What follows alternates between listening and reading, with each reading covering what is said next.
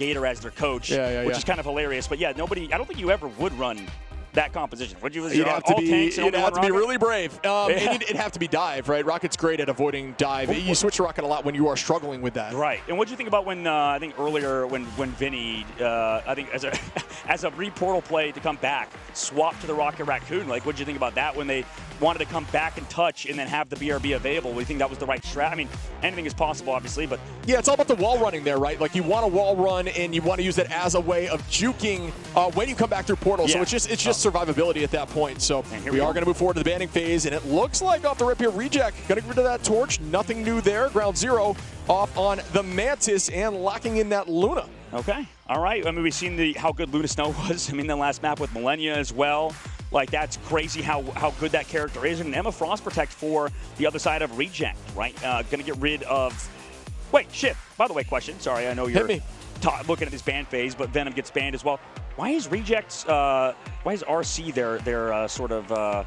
If I'm being completely honest with you, it's what threw me off at the beginning of the broadcast. Okay, I was like, I'm thinking about it. I'm like, Reject. There's a C in Reject. There is.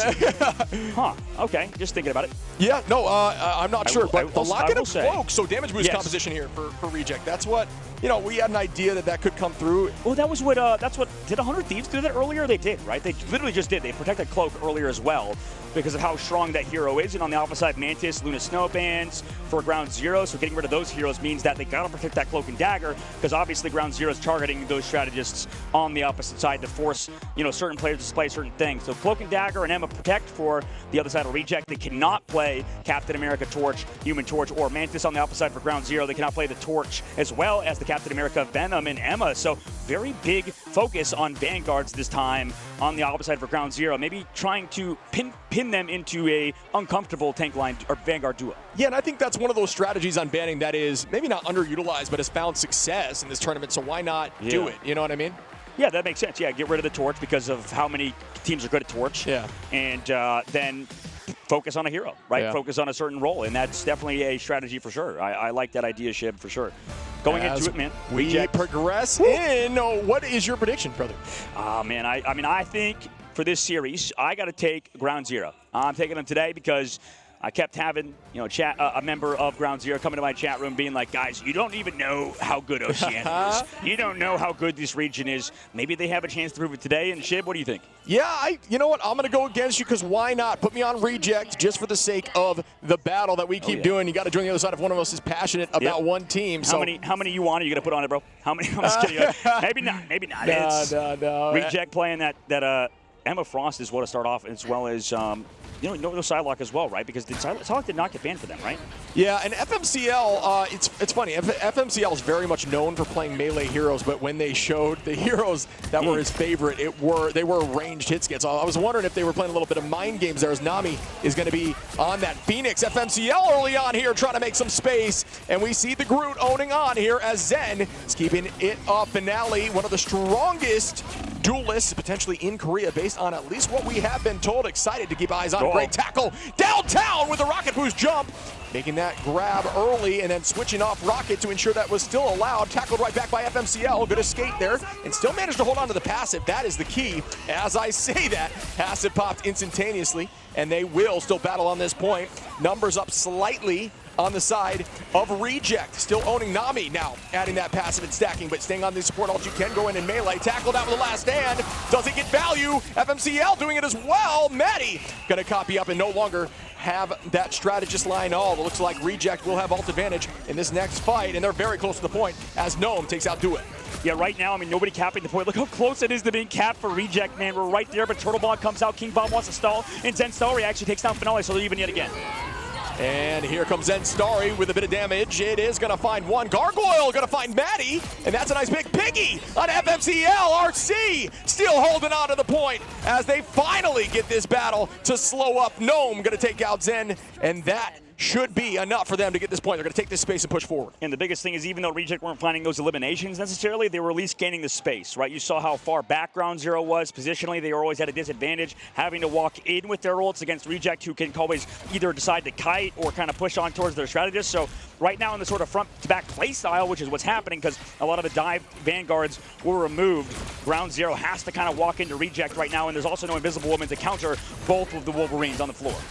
And we start again, ult advantage on the side of Ground Zero. Piggy holding this space here for Reject. Out we go with the Eye of Agamotto. Does it land? It does not, or at least it, it did not get enough value. Meteor Ram downtown. Oh, no way! Just barely escaping. That was a massive left turn. Deciding to just juke the Meteor Ram was genius. Instead of heading in to that predictable pattern, taking that left turn and just barely escaping it Pixel, but it does not matter as they get walked right back through on the side of Ground Zero, trying to get this point. One left, Finale goes down. Yeah, good copy, good follow-up there from Maddie, and now Ground Zero sit back on the point. They do have those King Bob as well coming up with that Luna Snow dance, or the Luna Snow dance floor as well. And that's going to be an interesting sort of matchup because in terms of Vanguard, it's not too much of a difference. Obviously, you do have that Emma instead of that Doctor Strange, which is definitely vital, I think, for Team Reject in terms of damage. But the big thing is that Luna Snow versus the Cloak and Dagger matchup. Who kind of comes out on top? I think that in terms of just overall sheer presence from King Bob in the neutral, he should do well, but the Terra Cape is always going to be pressure from Mocha.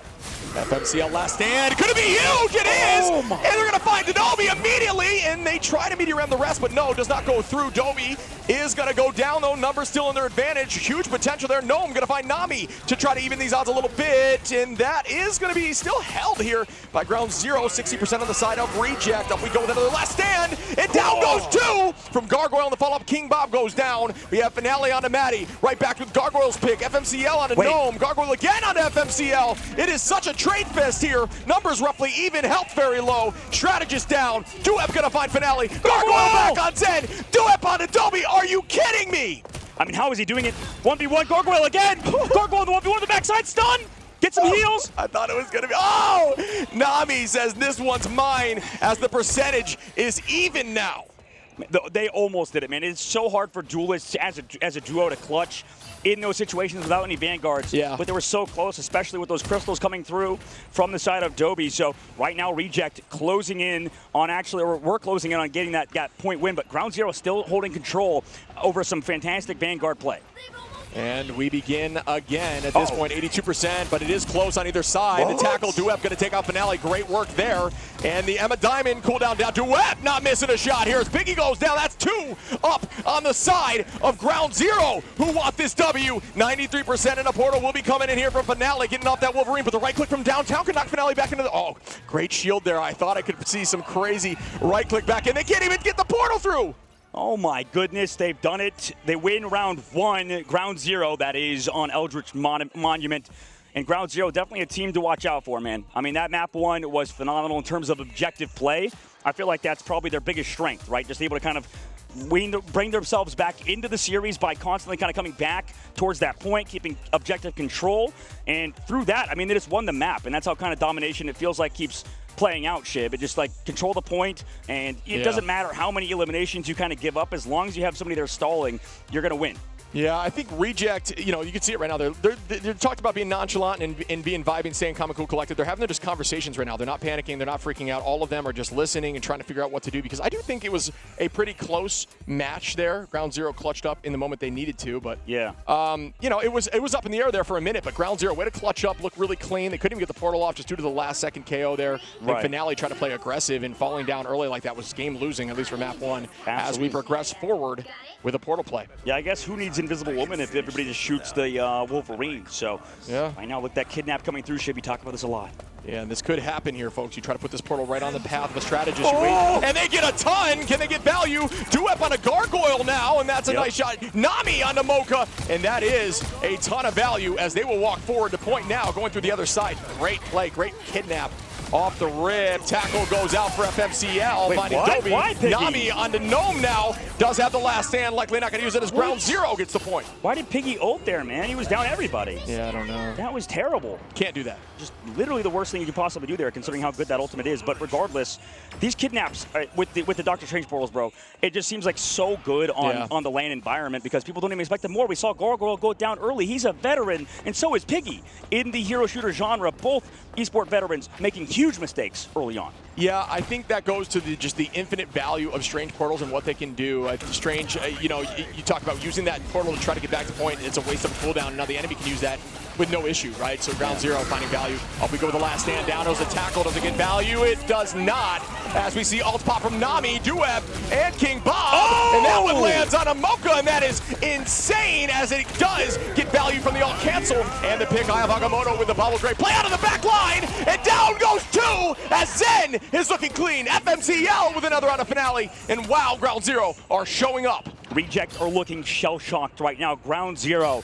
Unexpected team to be one of the top teams in the entire world, in specifically a Korean team too. So for ground zero, they're looking damn good at the current moment. We'll see if they can keep it up though. 60% on the board. This also is a best out of 5. So even if they were to win this one, they may not be out of the woodwork just yet. Yeah, it's never over until it's over as we do. Oh my goodness. FMCL finding Finale, who is setting up for a play, is disgusting. That is so much value as we are already at 70%. Now it is a guaranteed one-fight game if they do not, or they're going to have to reset. Yeah, okay. I was going to say if they reset, but if they staggered, it could have been dangerous. But they have ult advantage. Even in 5v6, you have to try to clutch up. Now this reaction's a little bit too late, in my opinion. I think at 70%, yeah, it's a difficult question. Actually, I might agree with you. I'm just not sure what the answer is because at 70%, it's almost a one-fight game anyway. Does the 30 matter? But honestly, you're probably right. And there's a huge last hit as a land. No, FMCL does get one. Mocha goes down, make that two. Excuse me. As Gnome goes down, Zen finds Dobie. Gargoyle on a King Bob, and oh my goodness, FMCL is different.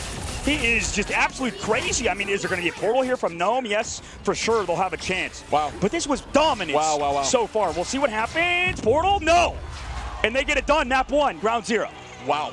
I don't know what else to say. They look so dominant. Well, dude, so we know, at least in terms of the Australian region, Demon is cracked, right? Over in EMEA, he's been playing over there for some teams. FMCL was looking like that too. What is with these Wolverine players coming from Australia? I don't know. What is in the water down there? What's Logan? Is Logan built? And is Logan Australian? Is that what it every is? game. That's my opinion. Get him out of there.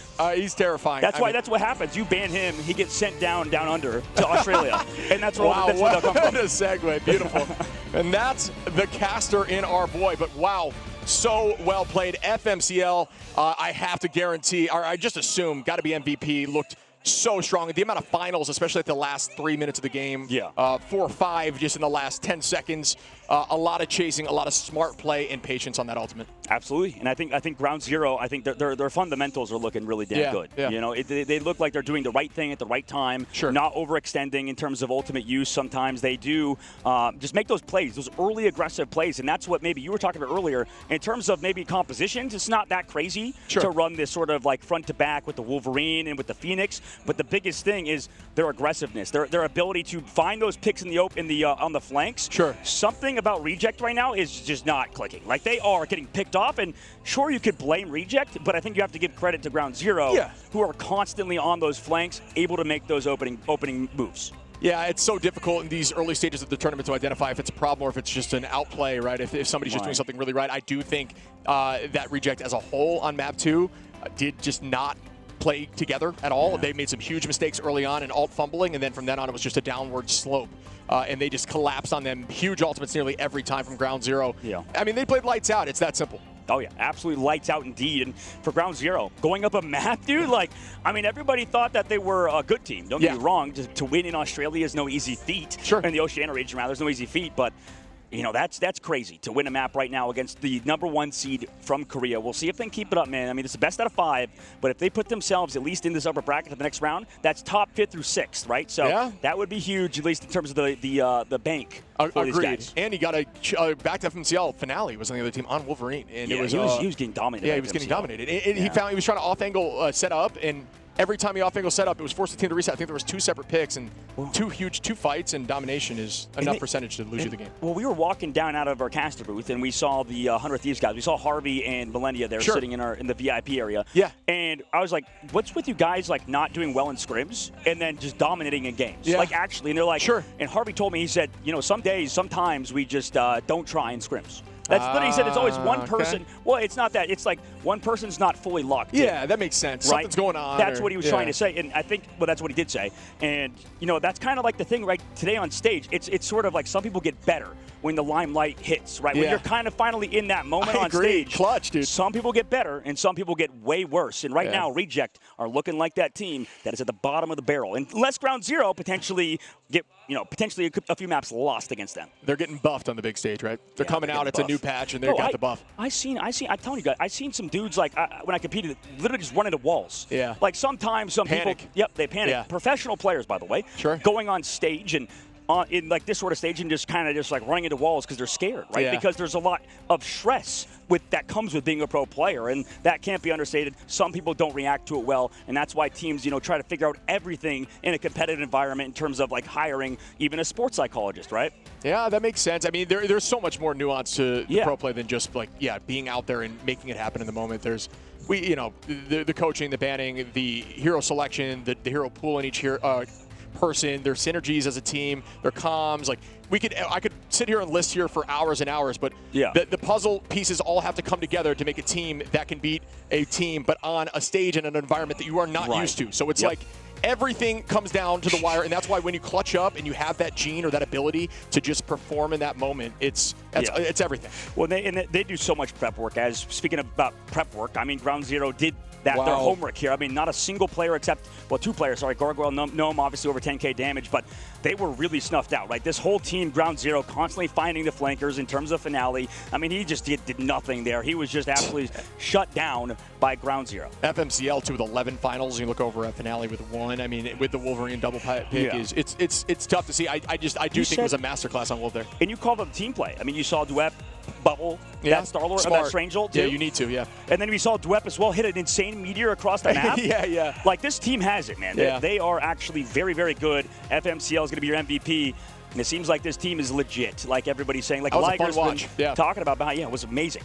Yeah, I think you're right. Right now is the time to make fans. We've said that in the past. You want fans right now. Show up to the stage like that, and you will get fans. And especially when you're in a region that's smaller in terms of at least the size of this tournament.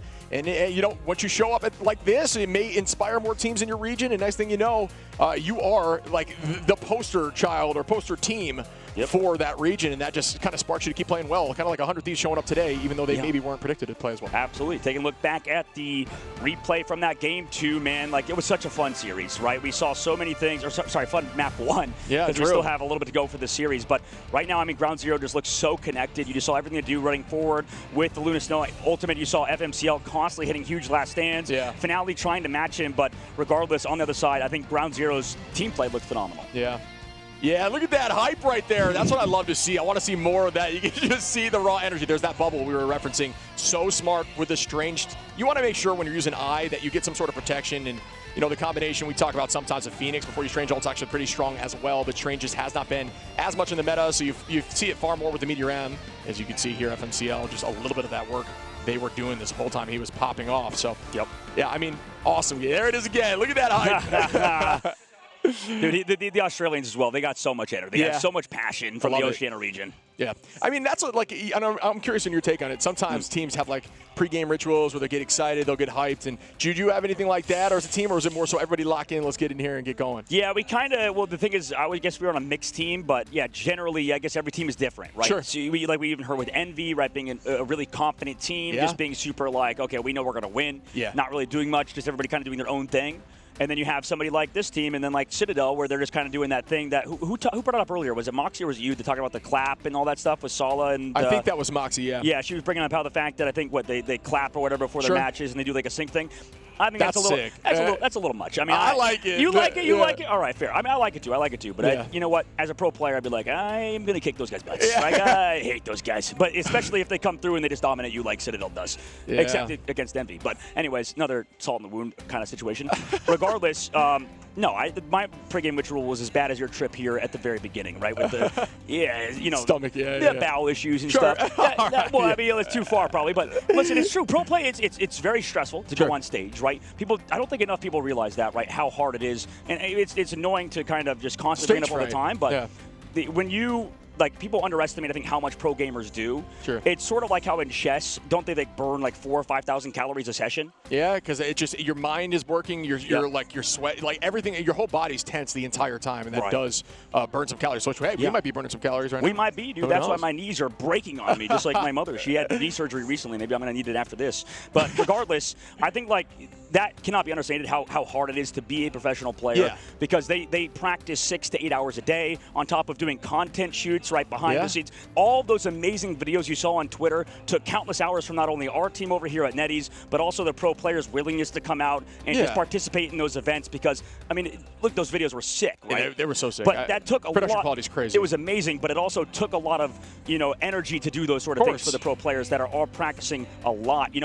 Situations will pop up where, depending on how you sit and stuff like that, you could have, potential pinched nerves and stuff like that. There's a lot of health complications that does come with playing professional video games, so you need to kind of counteract those with healthy maneuvering and stuff. Sure. But to kind of answer the original question with pregame rituals, it was spent half the time in the bathroom. So, yes. The nervous poops, if you will. Yes. As we move forward. But you talked about those, just the amount of stuff that these teams have to deal with prior, and you also got to add the fact that these teams are constantly thinking about their match, right? So it adds this constant pressure and stress of something coming up that's not quite here yet, and that is also something that affects you when you get on the stage. It adds that stage fright. It adds to the way they play. And you either show up or you don't. And I'll tell you what, Ground Zero, at least in Map 1, showed up, and Reject in Map 1 did not. And I'm looking forward to us moving forward. I think we will see, I'm not quite sure yet. Could be all the Jolly. That's a common pick here for these teams. We will see. It could be. I mean, Reject has to rebound for sure. Like, this team at the moment is looking shell-shocked, like we said earlier. They just, at moments we're fast resetting and stuff when other teams would not, right? Like, it's just, it's tough to lose somebody early, don't get me wrong. And there was more situations than just that, but they were just, not on the same page. And we'll see in this upcoming map. Like, this game is not necessarily all about mechanical skill, right? Marvel Rivals as a game, it's fun to play, and it's awesome the amount of diversity we have in terms of the cast, but in terms of actual gameplay, in terms of the professional scene, it's not about being the star of the show. Like, I'm sure FMCL seems like it. He is that guy, but there's so much more that goes into it in the macro. And right now, Reject, there's something wrong in terms of their teamwork and stuff. It just feels, mistakes. It feels off. Wasted ults, especially being up in ult advantage. Like, when you're down in numbers and the point's not looking good for you, popping an ult is essentially throwing at least that fight. So, and that's tough. One fight in domination is everything. You got it. It's about who makes the least mistakes in dom, and they made a few that were crucial. They looked so much better on map 1 than they did on 2, but that's a snowball effect of dom. You can't count everything out, and that's why I'm excited to see this next map. Well, that's why I'm excited for Blade, man, because the reason why we stall for so long is because in pro play, I mean, a lot of the top-tier ultimates are Strategist ults. Yeah. And Strategist ults in this game last 8, 10, 11, 12 seconds sometimes, even with Captain America out there. Things can last forever. So usually that's why that first fight matters so much. That's why I'm okay with teams overcommitting to first fight, because you build ult so fast in this game. Except on Luna Snow in the new patch, we're seeing sometimes Luna Snow players kind of struggle to build that ultimate because of the changes. Sure. She has 600 more ult points she needs to gain or whatever it is. So there's a lot of, I guess, the stall potential in this game for sure. Absolutely. As we do look now towards the banned Reject, got to get rid of that torch and that cap. And Mantis, Luna, if it ain't broke, don't fix it on the side of Ground Zero, who have done their research, it looks like, getting rid of that damage. And we did see the cloak lock in last time. Are you assuming we see that again? And I think that Terra Cloak is far slept on. Yeah, I would definitely do. I think we are also going to see a difference of opinion for Reject, getting rid of the Loki this time. We know how strong Reject is, and Cloak and Dagger for Reject's side going to go for that, or Reject going to go for that Protect on their side as well. Captain America was the same thing they did last time as well, so I guess they're at least changing up their last 2 bans on the opposite side for Ground Zero, sticking with the Mantis, sticking with Luna Snow alongside the Torch and the Cap. And I think a lot of these Asia teams, or these teams from the Asian region, have very, very good Captain America players, so it makes sense to get rid of it. But obviously a difference of opinion now for Reject, getting rid of only 2 Vanguards this time instead of the 3 they removed the first map. Okay, so a little bit of a shift up, and that could result in, I don't know, maybe a little bit of a change. But I think the main thing we're looking at here is just the structure of we are no longer on Dom, and that is what matters. We're going to be going to Convergence. That's where I do think that teams start showcasing what they're made of. Some teams just aren't Dom teams. You know what I mean? Yeah, absolutely. Yeah, some teams aren't Dom teams for sure, and we saw that earlier. I think when, I think 100 Thieves looked better the second time they played Domination, but regardless, there's some teams that definitely struggle on Domination, like you said. And we begin here shortly, folks. I'm assuming Reject is going to want to attack here first. I do think that is the strategy for the teams that are picking map. And makes sense, right? You got to know where you need to defend to. And I say they're defending first. Interesting. Yeah, I wonder why Maybe the first time we've seen that, if I'm being honest. Really? That was the first time we've seen it? I know, it might be. I have to double check. No, you're probably right. I think it's because usually you do want attack to kind of build that momentum. Because you kind of more reactionary on defense. Which honestly would speak to how Reject has been playing so far, kind of reactionary. So we'll see. I mean, maybe I'm looking too deep into that. Maybe it ain't that deep, little bro, kind of situation. But for Ground Zero, portaling out, going for that flank play like you saw last map. Maybe that is it's a shift up in mental strat. I don't know. You know what I mean? Something they're not used to, and that kind of stuff can affect. As we see Piggy now trying to put some damage out on the high side. We got that Venom coming in from Zen. Nami going to be on the Phoenix. We've got that damage boost from Cloak as Maddie. King Bob on the Luna. Duep going to be on the Strange, and FMCL on the Panther. First time we've seen that in a long time since Ignite Stage 1 as we were qualifying.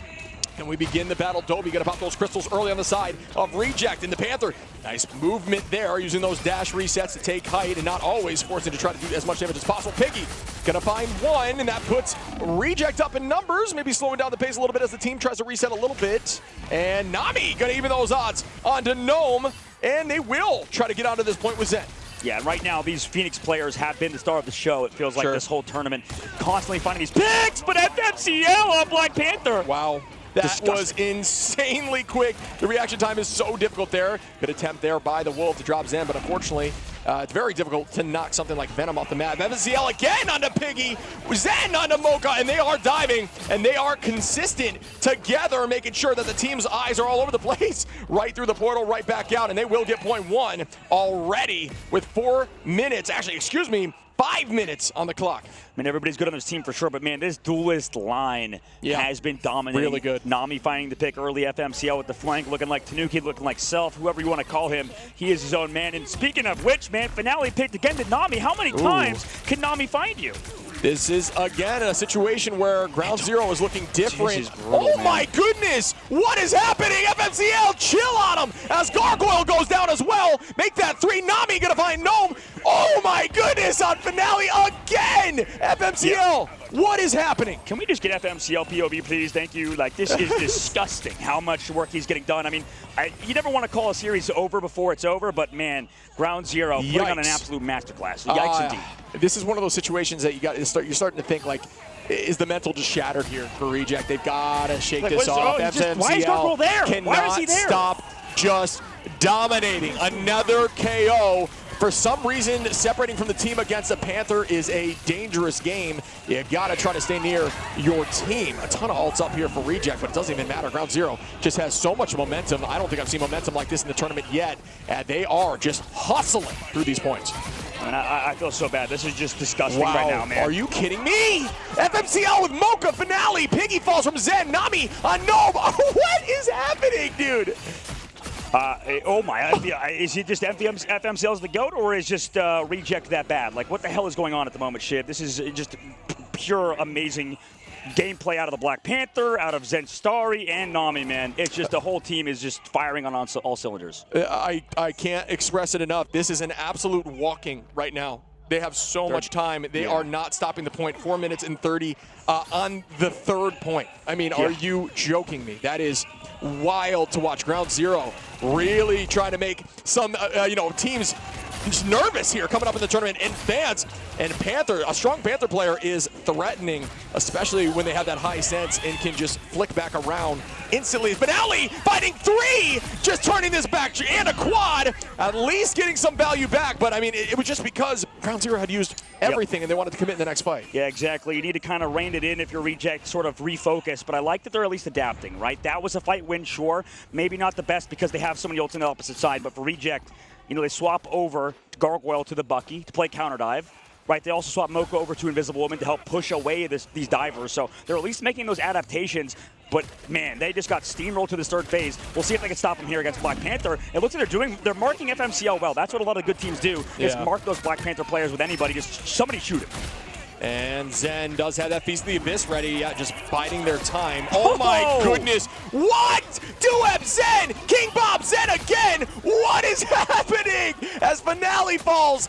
Oh, my. Zen just going crazy on the Venom, and they still have their own. They have FMCL with that Bass, and they've got Maddie ready with the Eternal Bond, and there will be some ults here from Mocha. We will have Gargoyle, Dobby, Piggy, and Gnome on Reject. They need to win this fight. If they don't win this fight, their mental...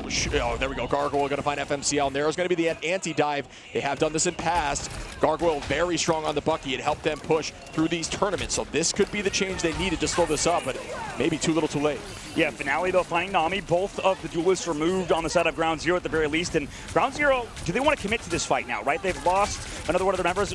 Maddie's going to go down. Everybody's going to get reset. And I think finally, Reject are finding a semblance of stability at the current moment, because at the moment, Ground Zero is going for those hard dives. And that's why I think Black Panther comp ship always feel like the hardest to play against. Yeah. You get like the most snowballed, right? For sure. The moment you kind of figure them out, you can hard stop them if you make the right plays. You know, I absolutely agree with that. I mean, if they hold this, you know, it's still got a lot of time on the clock with 2 minutes 30 almost, but if they hold this, this could be the momentum shift. I find you've seen it in ladder. Like, you've gone down and just get absolutely wrecked, and then you come right back, push through all, and then you win an OT. Like, that is definitely on the table still, and that hole was much better. They looked so much cleaner, and they barely used any resources in terms of ultimate. So definitely on the table. Oh my goodness, FMCL is disgusting. This is actually T'Challa. He is built different again. Ready to utilize this ultimate. Crystals are gone. The cooldown's wasted. Another strategist ult goes out. Here it goes. It is damage boost, but it did not do much. It's going to reset here and buy time.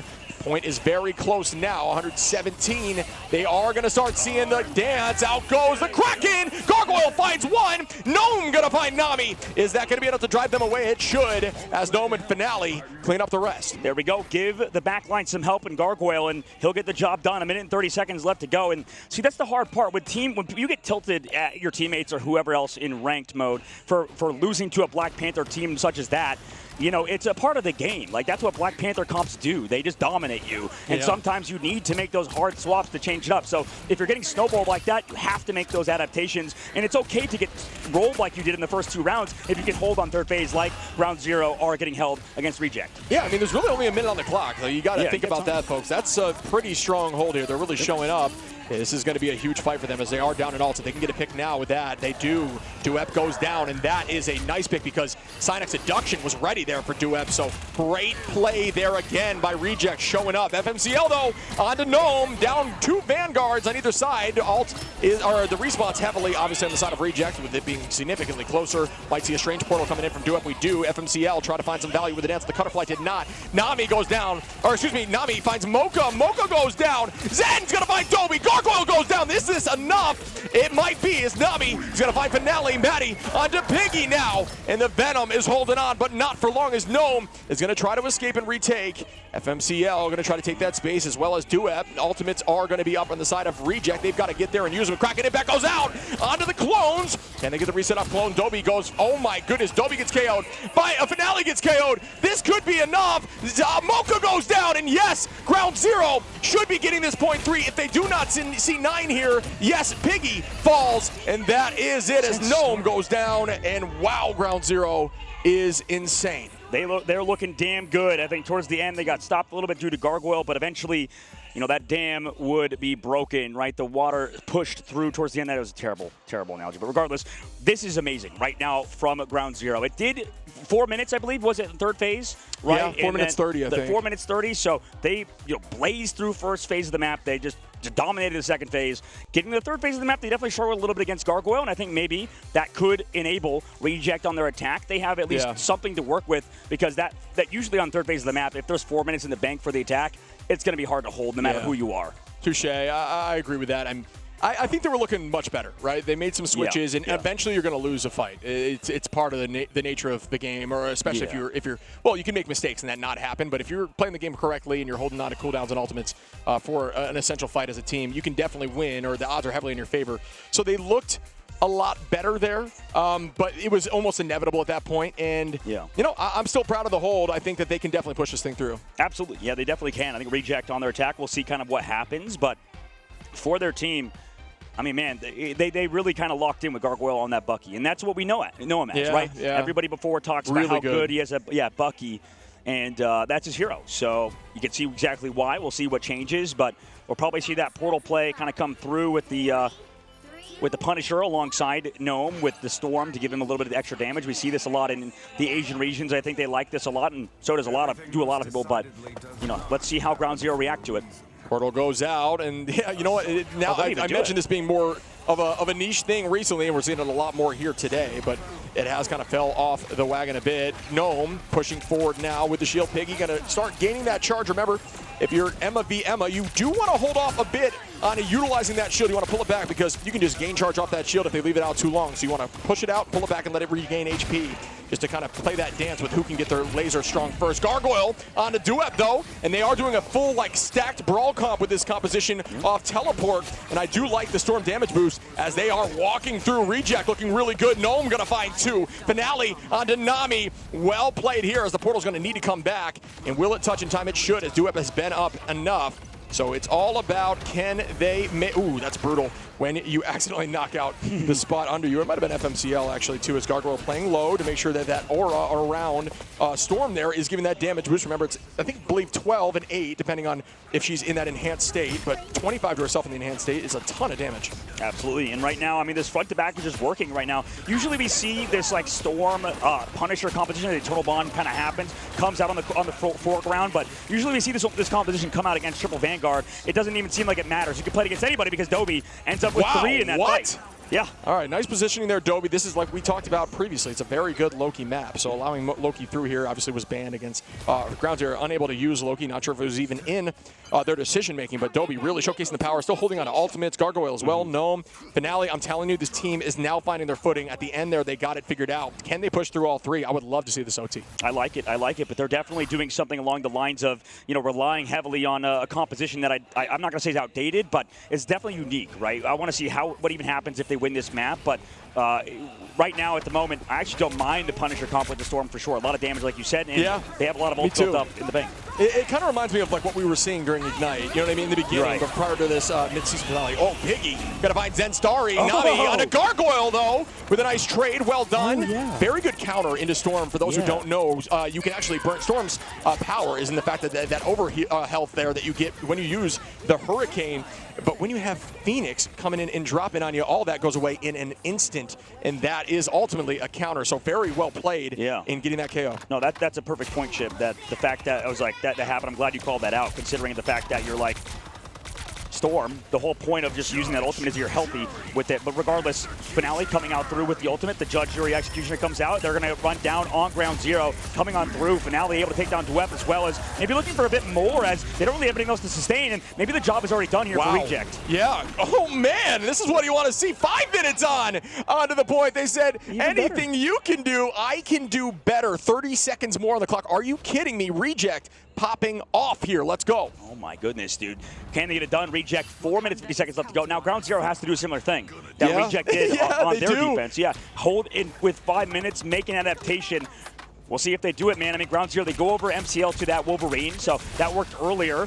And right now, Nami again, there we go. That's that adaptation. It's just, I guess, Nami will get a pick. Wow.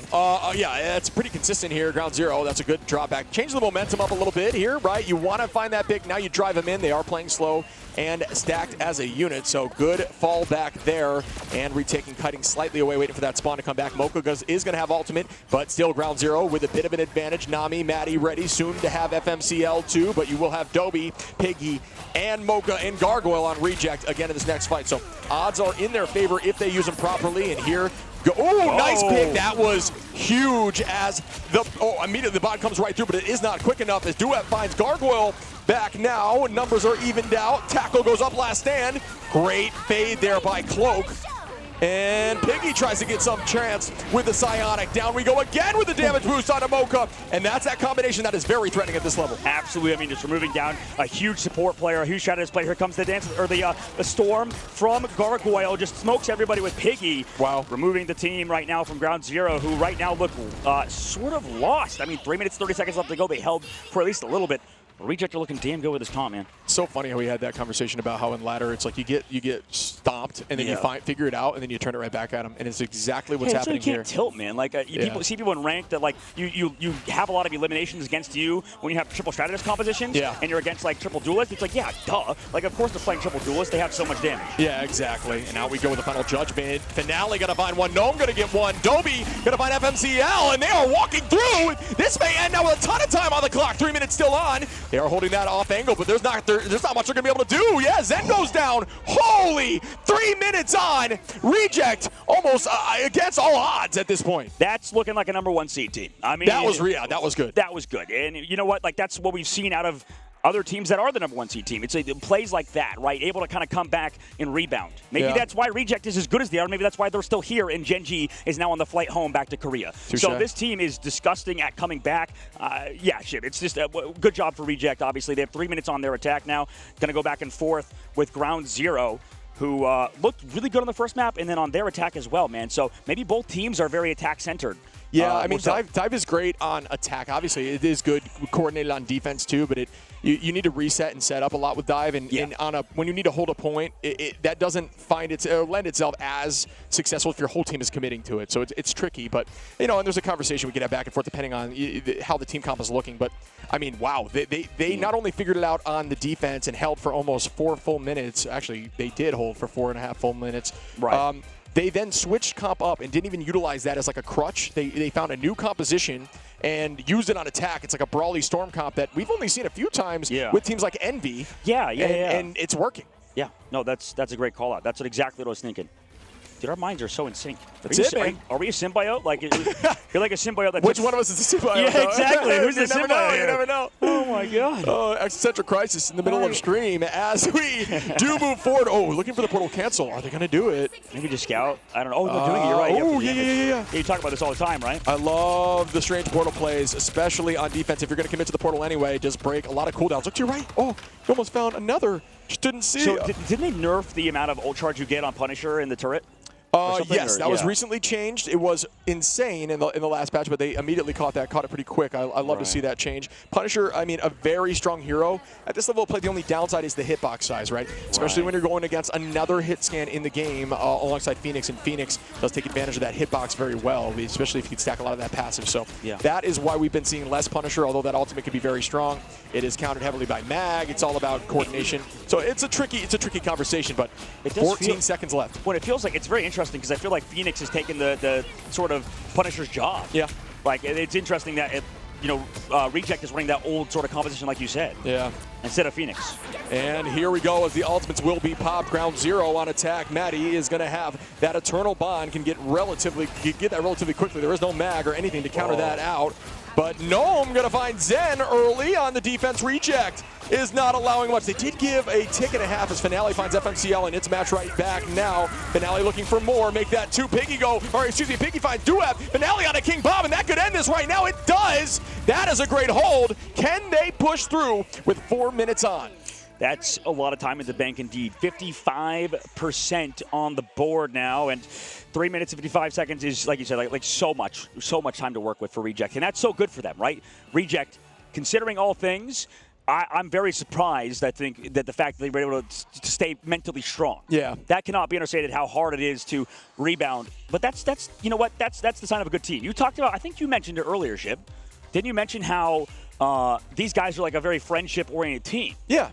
Yeah, I mean, we talked about that being a buff, right? Like, that is something that's very... Well, it's a buff that you don't notice until something bad happens. Yeah. Right? As soon as as they say, as soon as some sort of feces hits the fan. Way to make it a little bit. Hits the fan. That's like even that. worse. It's like, when you try to use a PG term to replace something, it always sounds so much worse. That's funny. It's like you're just like trying to make it sound. But I'm with you. Yeah. I do think you need to rebound. They said the calm, cool, and collected piece, right? And I think That is crazy how much that came into influence because they were getting absolutely walked. Yeah. Some teams crumble in that moment. They start blaming each other. Yep. Once you start blaming each other, much like in ranked, the players just do not play well. It's all about staying positive and adjusting as a team to find a solution. They adjusted as a team. They found a solution. They switched it up on attack and absolutely turned it around even faster than when it came to ground zero. That's an awesome story to see. And they're going to do this right back at them. Oh, yeah. Same comp, too. Yeah, they got Nami back onto Punisher. So difference of opinion originally.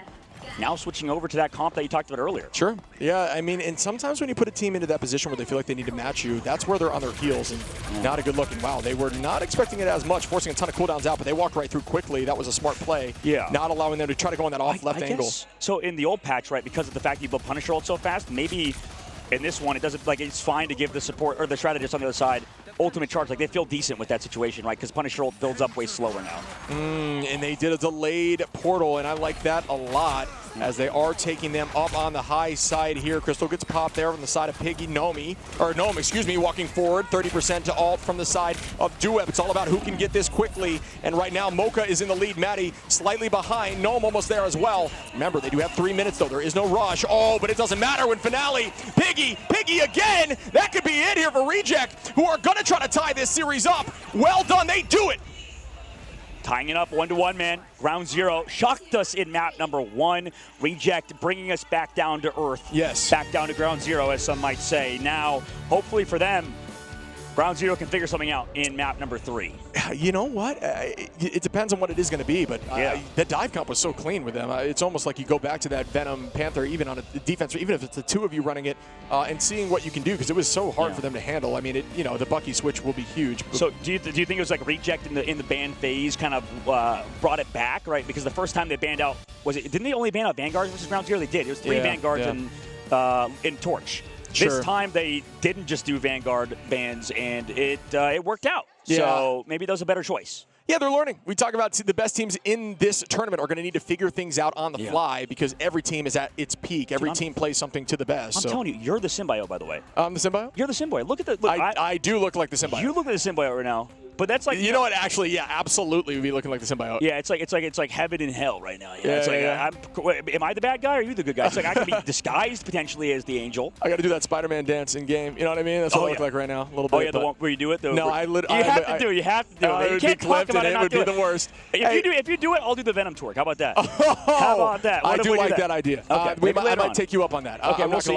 We'll see. Maybe we could do like a channel point rewards in the chat. But anyway, I like what you're saying. Smart. No, what I was saying is like. Yeah, no, we mentioned it briefly before about the comp core collected. The team, when you panned over to them, even through that moment where they were getting just rolled through, their team comms on camera, they were just so locked in, not scared. You saw the comms were like this. A lot of times when a team is faltering, you're going to see them like, visibly angry. You're going to see furrowed brows. You can tell the comms are intense. It just looked so relaxed and focused, and that's what you need to do. And you know what? Exactly like you see in ladder, getting walked right through. You know what? I called this. They do it right back, and then they win an OT, and that is exactly what happened. Oh, yeah. No, that was exactly what happened indeed. And honestly, man, that's the sign of a good team. Yeah. That's the sign of a good environment for sure. And sure. You make a great point. Yeah, it's like, I wonder who they're, like, if their coach is even talking to them behind the scenes, like a little bit, just making sure. I mean, the guys over there sitting in a full-on suit. So, I mean, they look, despite as professional as they are, I imagine it's definitely difficult to deal with those situations, right? Just to get rolled like that for so long, especially map number 1 going into this one and then not having an answer to Black Panther and then quickly figuring it out, right? And like you said, it's the cool minds that sort of brought the team back. And I think that was a great point, like you said. Yeah, I'm curious now. Do you think we see a change in bans, and if so, what? I mean, I'm not sure. Like, you don't really need to get rid of the Storm. I don't think. I guess it didn't seem like the ban phase was that bad for Ground Zero. But it didn't. But regardless, I think you still, like, I don't know, how good a Reject at the Human Torch. Like, you want to experiment. Like, I'm thinking from their perspective, right? Because theoretically, Ground Zero has not had. I mean, they probably scrimmed Reject, but I imagine a lot of the teams that were already qualified, and especially knowing who they could potentially play against, maybe didn't want to. Well, actually, no. Both teams were already in the official thing. Sorry, I forgot. Gen G was the one that knocked out. Reject was the one that was the first seed. Sure. So because both teams were already in these playoffs, neither have actual scrim experience against each other. Yeah. They know for weeks and weeks that they're going to play against each other, and they just, coming into it, we're have to figure out what to ban, what to change, right? And I guess that makes sense. I always just assume, and this is a good point to bring up for those who maybe don't know, scrims a lot of the time, folks, just to cut this, to make sure you understand what's going on, and sorry for cutting you off, is essentially where you practice against a team and you go full force team composition, you lock in like it's a rank, like a real serious ranked, like a real serious tournament match, and you make sure you do it at full force. But a lot of these teams, in what you're saying here, they don't elect to choose their scrim partner as somebody they're actually going against because it gives up too much information. No, yeah, and we're you know what, Shib, as I hate to say it, I wish the energy drinks in China had a little bit more kick to them. Like, I need to feel like I'm having a heart attack. You know? That's the difference between China and America, is that I have an energy drink and I feel like I'm dying, but it's like a good dying. You know, like come to China, it's like a healthy energy drink. What are you trying not to kill me? Like, what's going on? Anyway, regardless, Ground Zero, I think. Tough map for them, right? Sure. And like you said, they have to bounce back, come through on on map number 3, and kind of figure things out. Finale looked much more like themselves, right? 18 finals there, having that Punisher play, obviously did have that boost of damage, right? Yeah, and that's why it's always it's tough to. That's why you can't always blame the player, right? Sure. That's like it's so difficult. You're right. Yeah, I mean, and I think we fall victim to that sometimes. Of course. Just like same thing when you blame a player instead of looking at the overall picture. It's the same thing when you see like a player popping off, for example. Like we see Bucky Ultimates pop off, Dobie getting a nice MVP as well, well deserved on the Loki. But yeah, I mean, it's the same. It's yin and yang, right? There's two sides of the coin, right?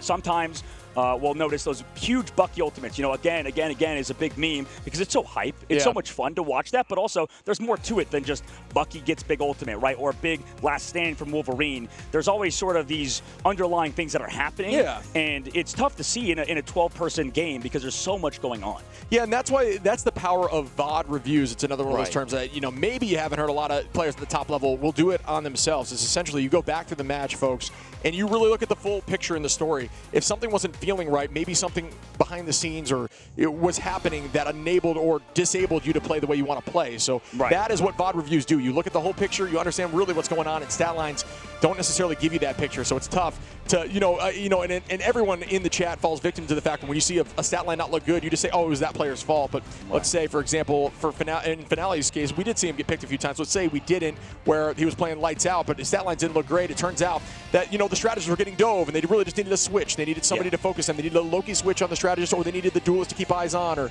have a bubble ready from Mag. That kind of stuff you didn't see in the moment made it feel like you weren't getting looked at, but at the end of the day, it was your problem that you did not solve. So. And this kind of comes back to a conversation we had earlier to sort of loop it around when you talked about different regions having their strengths, right? Yeah. That in different play style sort of things. And this kind of comes down to the two. Like, Reject obviously looked like a pretty good Punisher Storm team. Like, that was a good map on Storm. The other team that we've seen play Storm to that level, to a high level like that recently, is another team like Envy. Yeah. Right? And it seems like we keep bringing up Envy a lot, but that's because just the Storm reference. It works, exactly. Well. I'm sure there's a lot of really good players on Storm as well, as we'll see as the tournament progresses from China or from wherever else. But I mean, it's sometimes okay to go back to that comfort pick, considering other teams aren't running it. Maybe, especially in this game with so many heroes, it's not always that a hero is bad. It's just that some people can't play that hero as good as you can, maybe. So it's okay to kind of go against the grain and figure out a different composition.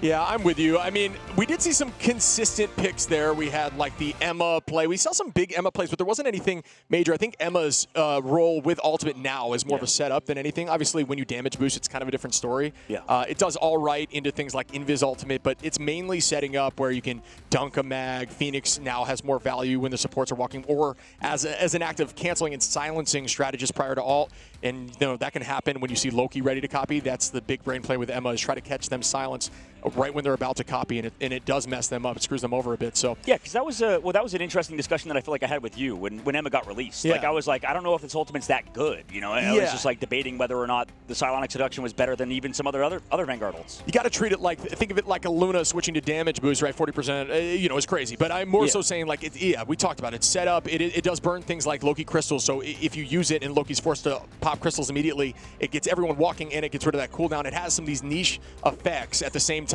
that really enable your team to pop off, and it has insane setup potential, like I had mentioned prior. I mean, I just think I think it's more so utilized now as a denial tool and a setup tool than it is just to try to pop off and get a bunch of KOs. That's a great point. I think, yeah, because this game, I mean, yeah, like it's so different, I think, than the other stuns that kind of happen because it requires setup. It has a different sort of approach to it. So that's a great point you bring up. And now we're going to a Rocco. Yeah. Not Krakoa. I can tell the difference between the trees, man. What are you talking about? But this is a dive-focused map, and we saw what they can do on dive. That Panther is going to be banned. If you know. Yeah, I forgot. Yeah, it's going to be gross on this map if you don't. It's so good. Yeah. There's a ton of escapability on this map.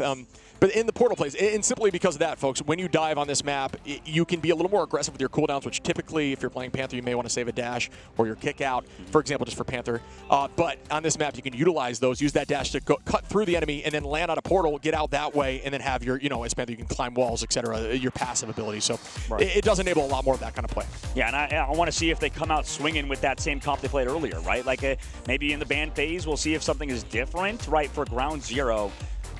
I don't know, you talk about like maybe they have to change something, right? It's fine to ban things that aren't totally normal considering you have to do very specific bans. Like that's the underrated aspect of this game. And I don't know, I guess that's what we talk about a lot. And maybe I've sort of rang that, I've come to the well too much and it's now dry that's a weird way to say that. But regardless, Ground Zero, they have to change the bans, right? Yeah. That's basically what it is. And sometimes, even if you think the bans are okay, like because they're not bad bans in a general purpose thing, you have to be very specific, like you said earlier. Yeah, absolutely.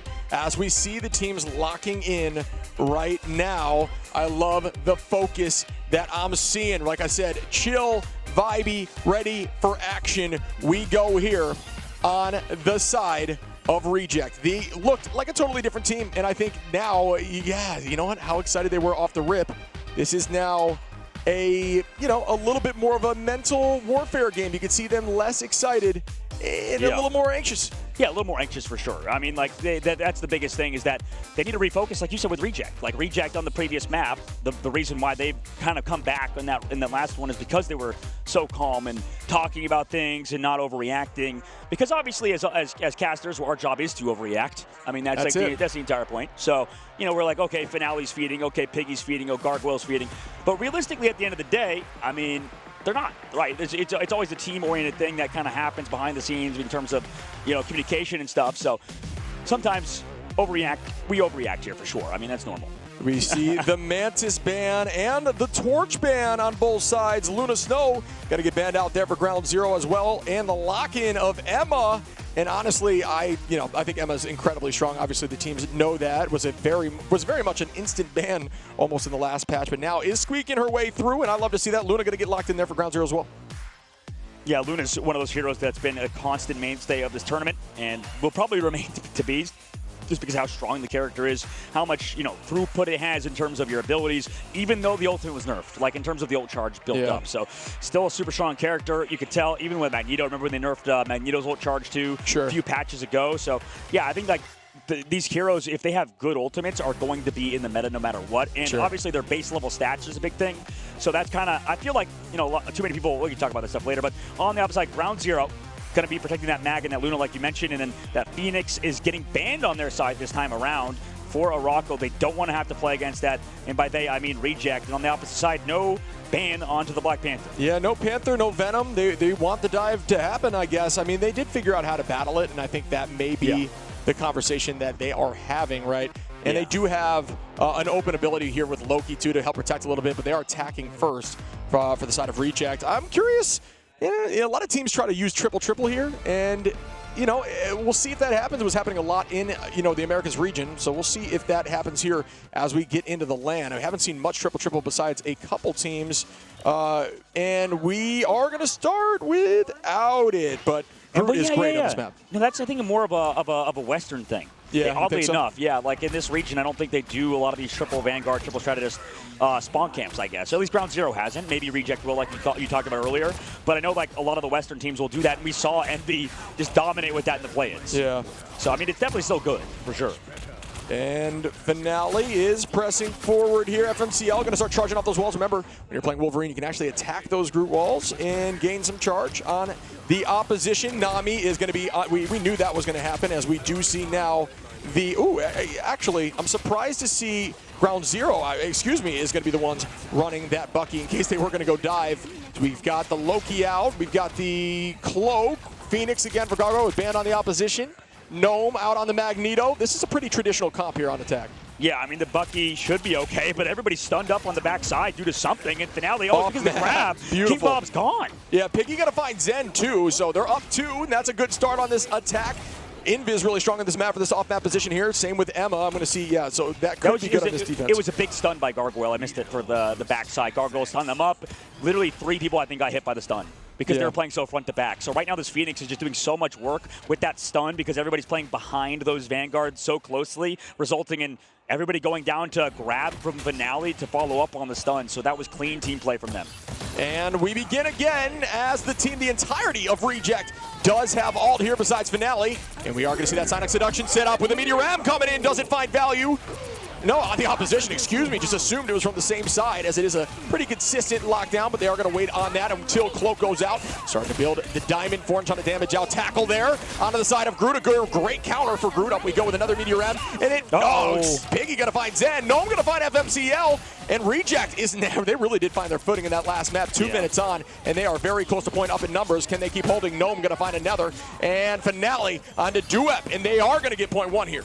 FMCL swapping over to the Bucky. Nami going over to Hella, man. This is very interesting. I don't know if we've seen this that often as we enter the second phase of the map, as I don't even know if Hella's that good on the second phase, oddly enough. I mean, they're just trying to go for a sheer damage output right now onto Reject against their composition. Make sure you can shut down Finale, but against this, you can't really be as proactive, it feels like. You're constantly being reactionary in terms of how Ground Zero are playing. Reject have all of those sort of playmaking opportunities, but right now, Maddie able to clap down Finale. And we begin again. Nice pick there by Maddie, like you said, staying off on this off-angle. Nami now on the Hella. Haven't seen Hella in these matchups in a while. Gargoyle going to find Maddie. Gargoyle again onto King Bob. Nice picks there. Finale going to try to push right back in. Nami, there we go, onto Dobie. Gnome onto Nami. These trades are consistent, but still Reject is up in numbers. They don't know what to do. FMCL's over to Psylocke now for the team up with the Emma. I mean, man, I guess they've swapped over because he was on Bucky before earlier as well. But right now, we'll see how they do because making all these swaps and maybe not thinking of the overall composition could result in the demise right now, as we don't really, like you said earlier, don't see a ton of Hella. Yeah, what a change in momentum here, though. You know what I mean? Yeah. Momentum is so palpable in games like this where you just see teams walking. And right now, Reject is giving them the treatment that they received in the last map. Finale going to find FMCL again with an early pick. And Finale still holding on to that ultimate. Sonic Seduction to start setting up, and it is going to get a few. Will they be able to collapse off at the last stand? Does, as we lose Zen. King Bob goes down too from Gargoyle. Dobie going to find Nami, and wow, they are walking through with 3 minutes on. Can they get this thing done before they touch? Yeah, this is a blisteringly fast pace, similar to what they did on the previous map, and the portal to come back was not a good one. They're walled around the corner. It's so awkward, and that could set them up for failure. 9.92 meters left to go. And the Meteor Ram, what a chase there by Duep. Are you kidding me? Through the doorway, honestly, that messes people up like crazy, holding on to not feed the Magneto Meteor Ram. Nami, great decision there, wow. And almost gets 2. 1 HP, even Gnome is weak. Yes, King Bob with the KO onto Finale. Nami onto Gnome. Wow, okay, good return there by Ground Zero. Well, and that was a beautiful, like you called it, it was a great chase down there from Dwep to come down onto Mocha, who, you know, was going aggressive towards the doorways to kind of hide from that Meteor Ram with the Eternal Bond. Unfortunately, could not escape the wrath of Dwep. So, across the map, chase down, and now into this next fight, Reject finally are kind of against the wall. Dwep again, man. Opening pick on the Finale, so maybe this Vanguard, in terms of Magneto play, is the way forward for Ground Zero.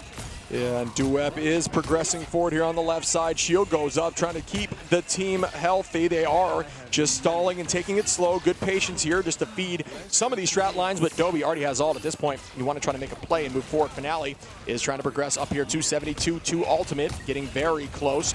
And the entirety of Ground Zero going to be close to all, excuse me, same on the side of Reject. Agamotto goes out for FMCL, it's huge! Can they follow up? They do! A 2-piece on Mocha! Dobie goes down, Gnome! And great work there by Ground Zero, who find a huge Eye of Agamotto, one of the biggest of the day. Yeah, this is a absolutely banging series between both teams. Ground Zero coming through, like we said, with some great team play, collapsing with that Eye of Agamotto, slows down Reject. However, Reject still have ultimates for this upcoming fight, Ship. And we will start again. Reject with 5 ults ready. And you look in the opposition, you will see 3 in this next fight for Ground Zero. Ground Zero's got to clutch up here and be very patient. Don't be afraid to kite. Give a little bit of space. Up we go with Gargoyle, waiting on, making everyone look upwards. Honestly, there's value in that as well. Down we go. Gnome, gotta find Maddie. Mocha on his end. Finale onto Duet. Mocha again onto FMCL. And the attack has progressed forward as they push to point 3. Yeah, I mean, that was some clean team play coming through with Gnome and Gargoyle. Gargoyle coming to the sky with that classic combination of Phoenix and Magneto. In terms of their ultimates, they synergize so well, and it's really shown in this tournament so far in the midseason. Now we go to the last phase of the map, 1 minute and 50 seconds left to go. Ground Zero do have ultimates yet again, and last time Nami did a lot with his Hella ultimate. There's no Magneto on the other side to counter it. We'll see what happens though. Finale could go huge with his last stand, and Mocha can stall things out, but no, unfortunately, FMCL takes him down early. FMCL on to Finale. 1 pick early, like you said. Ground Zero up, and we are going to follow up with Zen. That is a great ultimate, finding 3. Do they collapse? They do not. Good idea on the off-angle play. You want to do that a lot with Emma. Just find a weird angle that they can't escape from, and then allow your team to collapse. But unfortunately, not much value. Nami going to find Gargoyle, though. Maybe that was led there by the Sonic Seduction. Nami playing on this, still holding with Goddess of Death ready, too. Had a ton of value last time. It's all about patience, especially if Magneto tries to eat that damage. But your team was unable to look upwards. Nami, great pick on a Finale. Looking so clean on this Hella. FMCL on Adobe. Wow, what a pick. Gargoyle turns it back onto Nami. Zen gonna find Piggy, and Ground Zero are similar stories, starting to find their footing. Well, this is the bonus. Third phase actually is pretty solid for Hella, right? Across the map, you can do those flanks. Also for Psylocke, we've seen some of the best Psylocke plays of all time, going back to the stage 1 in EMEA with Pokey popping off on that character on third phase, finding opening picks. So FMCL has the chance of a lifetime right now to pop off, and also Nami can play so far, so long range, because at the beginning of this third phase, he has so much space. And we go with the Psionic off the rip again. Reject has a ton of ults, but it's matched similarly on Ground Zero. Do we see any major value yet? Nobody goes down. Ults popped, and now we are dead. Even Duep goes up. Will that find purchase? Bang! Oh! Down it does onto Mocha. What a throw there! And now we got the dance of the cutter fly up. It does get returned on, as when you're using that ultimate, there will be a circle in the middle of where you're going to spawn at, and that is huge for countering. Well played there. Beautiful. As we see another one of those, and you can see the circle right there as I'm talking about it in the center. Make sure you know that in the future. Finale gonna find King Bob. We have Nami on a Mocha. Oh my goodness, Zen on a Piggy. Trades for days now, and they are holding like it's their absolute job. Gargoyle onto Nami. Will we see more? The kickoff point. Halfway through OT, Duep on a Finale, FMCL on a Gargoyle, and it looks like they're still holding Ground Zero, but that is an ult. That will, oh no, off the point. Dobby, you have to touch, you have to come back at least. You got to run right into the point on that. So unlucky. No, man, that was brutal. Now, 43 meters, man, total for the side of Reject, and they did make it quite far, right? Yes. They did get to the third phase, but that was really where that Ground Zero started to shine, right? Nami on the Hella, long range, able to find opening picks, as well as FMCL on that Psylocke looked phenomenal. So we'll see if they can keep that up on attack. Now that's what I'm worried about, Shib, because the space created for attack is like the Hella. It has a huge advantage on defense. Sure, because you can always go for flanks. You can always play, especially on the third phase. So far back, you don't have that same luxury on attack. Yeah. Right. You have to kind of fight for that space first. And Hella, while she does a lot of damage and has some of the highest skill potential in the game, it's very inconsistent for a lot of people. Even the best Hellas in the game. The reason why I always hear, like, we talk to duelist mains, and they're like, yeah, like we talk to Delena and stuff, and they're like, yeah, Hella is still the best duelist in the game, but the problem is that it's very hard to be that consistent with it, because you have to fight for that space a lot of the times. You have to play near perfect. And this is what I talk about a lot with people, is that hero shooters in this game especially is very much so like a MOBA. You know, you're sort of like a top-down game almost. You have to think about it that way. So a lot of times you want to play the easiest characters possible to give yourselves the highest opportunity, right? Get those easy one-shot combos. Sure. Phoenix, Magneto. That's just something you can easily do. It doesn't take a ton of skill. True. The problem is when you play Hella is it has such high peaks, but the floors can be incredibly low. Yeah, I mean, the tracking, especially when you have movement like this on PC, it's very difficult, but these players know how to track, and that's for sure. As FMCL going to start chasing down. Strange does escape there on the side of Gargoyle, still playing Finale. Going to be on the Ultron, so we do see a hold here, a nice little change with triple strat in the back line with Ultron. Damage boost going to be coming from the Terror Cloak. Nobody goes down just yet. HP low for Gargoyle, still able to escape there. Zen Starry on attack is going to be on the grid. I'm surprised we aren't seeing a little bit more of a dive composition here. I guess they do not like it, at least on this first point.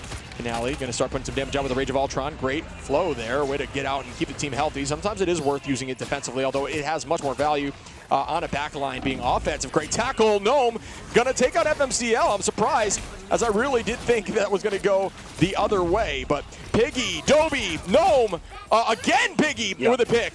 Well, the difficulty right now, a minute off the clock already, is that Ground Zero are running this Wolverine alongside it. And I get it. It makes sense. Wolverine's very good against triple Vanguard, but specifically against Finale on this Ultron, Ultron kind of does so well to counter Wolverine because anybody hooked and grabbed by that Wolverine is going to get shielded, right? And for Ground Zero, they're not taking full advantage of this Storm. That's why we see a lot of people run Punisher or Phoenix, you know, super high damage dealing heroes that are actually benefiting from the damage boost from the Storm.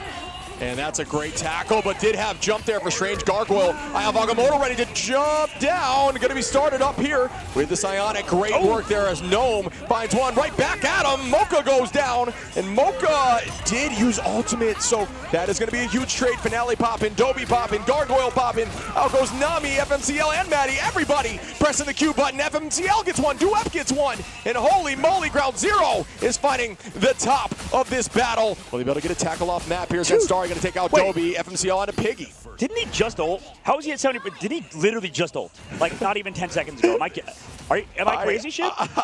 Honestly, he's at 75% ult charge already. What was that serious? Is that real? Yeah, just raw damage. Jesus. It's just like a Storm, man. Storm can get ult incredibly quickly too. Well, and then the Storm too. That's probably why. He has damage boost. That's insane. Builds up ult charge, does so much damage. They're coming back with the portal though, Shiv, trying to get back to this point, stall it out. You have people kind of running around back and forth, but nobody's down just yet. Gnome's going to go down to Zenstar though. Zenstar finds another pick here on Ground Zero, just trying to walk forward and make something happen, and that is 44%, but great Psionic Seduction. Down goes two from Piggy on the lead there. Finale going to find Duep, and that's that setup I'm talking about. The Ultron drone is going to be actually on Gargoyle. I like this on Strange. I think it allows your Strange to play pretty aggro with his shield there, and Piggy going to find Zenstar, and good retake here by Reject. This first phase is just so hard to cap out, especially in a situation like this where Reject, I mean, they were just destroying through this first phase. And now on this defense, Ground Zero, they haven't found an opportunity to kind of win. They do have that Meteor Rem, and they do have that last stand available. That's how they found success last time. But we'll see how Reject's backline plays, right? Can Mocha live this time through that Meteor Rem? Can Dobie have a big crystal play? We'll see what happens in this upcoming fight. And we begin again. Gargoyle just trying to take this space back. 45 seconds on the clock, folks. Is a very defensible position here for Reject. Agamotto goes out. It does find Storm in the sky. Matched immediately by the boundary. Tackles out onto Gnome. Gnome. And they are able to get away is crazy.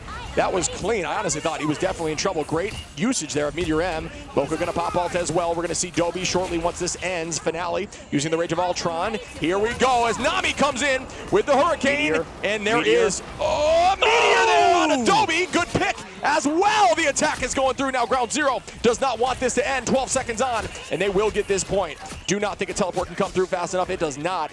Well done by Ground Zero. I think the macro play is a little messy for both teams, but Ground Zero saving Duep in terms of his Meteor M for that last fight was huge, right? Reject committing everything early on, then Dobie being the last person with an ultimate commit stat copy into the dance floor.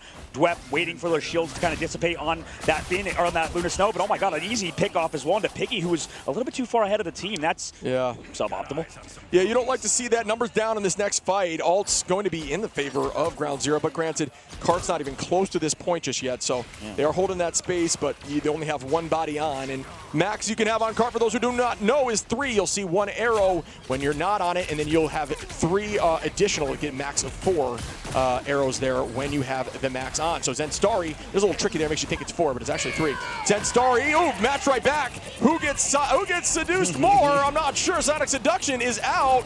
Does not manage to land on anyone on either side. That's actually crazy. Good usage of cooldowns there. That's the first time I think Emma Frost has never seduced anybody. Yeah, that's true. That is wild. As we do see the push forward from Piggy. Trying to get a grab out, does not work again. Finale with the Rage of Ultron onto the back line again. And a ton of damage out. It does not burst through any of these strategist lines, though. They are going to have to retake it. Here comes the Omega Hurricane. Matched immediately. Well played. Way to do that fast. As that, you almost have to use that a little earlier there. Yeah. If you're on Nami, especially when you know Loki's there. It's all about ult tracking there. And usually you have somebody on your team ult tracking. Folks, for those who do not know, ult tracking is a major part of the game where you just try to calculate where everyone's at. And if they had that, that might have been a different story. Nice throw there by Duep on Dobie. Yeah, Duep is so good, man. Every single time connecting with these huge ultimates. But another Sonic Seduction has been built on the opposite side for Piggy going aggressive. Here comes the last in as well, and Finale's there with the follow-up on it too. Two-piece holding on. Reject does want this to end. 45 on the clock, roughly. Alt advantage, honestly, almost dead even here at this point. Reject's going to be slightly behind as Zentari will be able to use Sonic in this next fight, which could be massive for them. Very close here. Gaining on the Luna from Maddie as well, which will give the opportunity for King Bob to have ult. So I do see a path here for Ground Zero to push this through. Yeah, there's still a way forward for sure, and right now we have Finale just kind of poking up above with that ultimate ready to go. He's always starting it off early, right? Constantly just pressuring out backline, maybe trying to force support Stratus ultimates. Oh no, but everybody's kicked into the corners, and Starry's there, and everybody's invisible now trying to walk on forward. Then Starry on a Gargoyle, that's a nice start. Out goes to Psionic again. Does this manage to find a few? A ton are close, yes! FMCL gonna find Piggy. They are attacking here. The strategist ults are up. Piggy falling, puts the numbers back on a Ground Zero. Maddie gonna find Dobie. Teleport comes through here from Gargoyle, but I don't think it's gonna matter unless it's a big ult. It is not. Good idea though, as the passive does get popped there. They was hoping it was down. Then Starry gonna find Gnome and Moke. Oh, wow, and Gargoyle. Maddie gonna find Gargoyle down. Goes Finale, and they can still get this W. Yeah, this is getting scary for Reject. I mean, Ground Zero, it seemed like they were kind of out of it in first point, but that's how this map is. I feel like every time on Morocco, it's so often we see teams almost get first held, yeah, and then they just snowball towards the very end. And it seems like that's going to happen today, man, but we'll see in a moment. I mean, a minute and 12 seconds left to go. What does Reject have in the bank right now? They have to figure out something. I mean, I have Agamotto's up, but against Ground Zero, they have ults.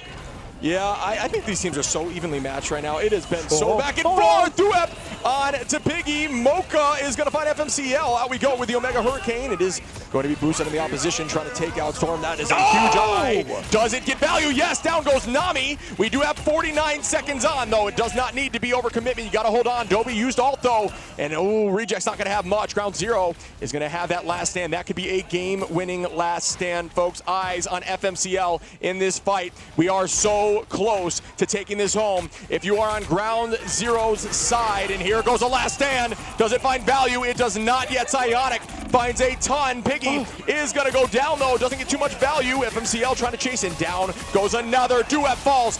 The res! No! The res was there, but they all get rezzed off the cart, and they can't touch. That is so tough. Dude, that's why Adam Warlock's tough about playing with the objective, right? Because situations like that, man, up 2-1 now in the series is going to be Ground Zero.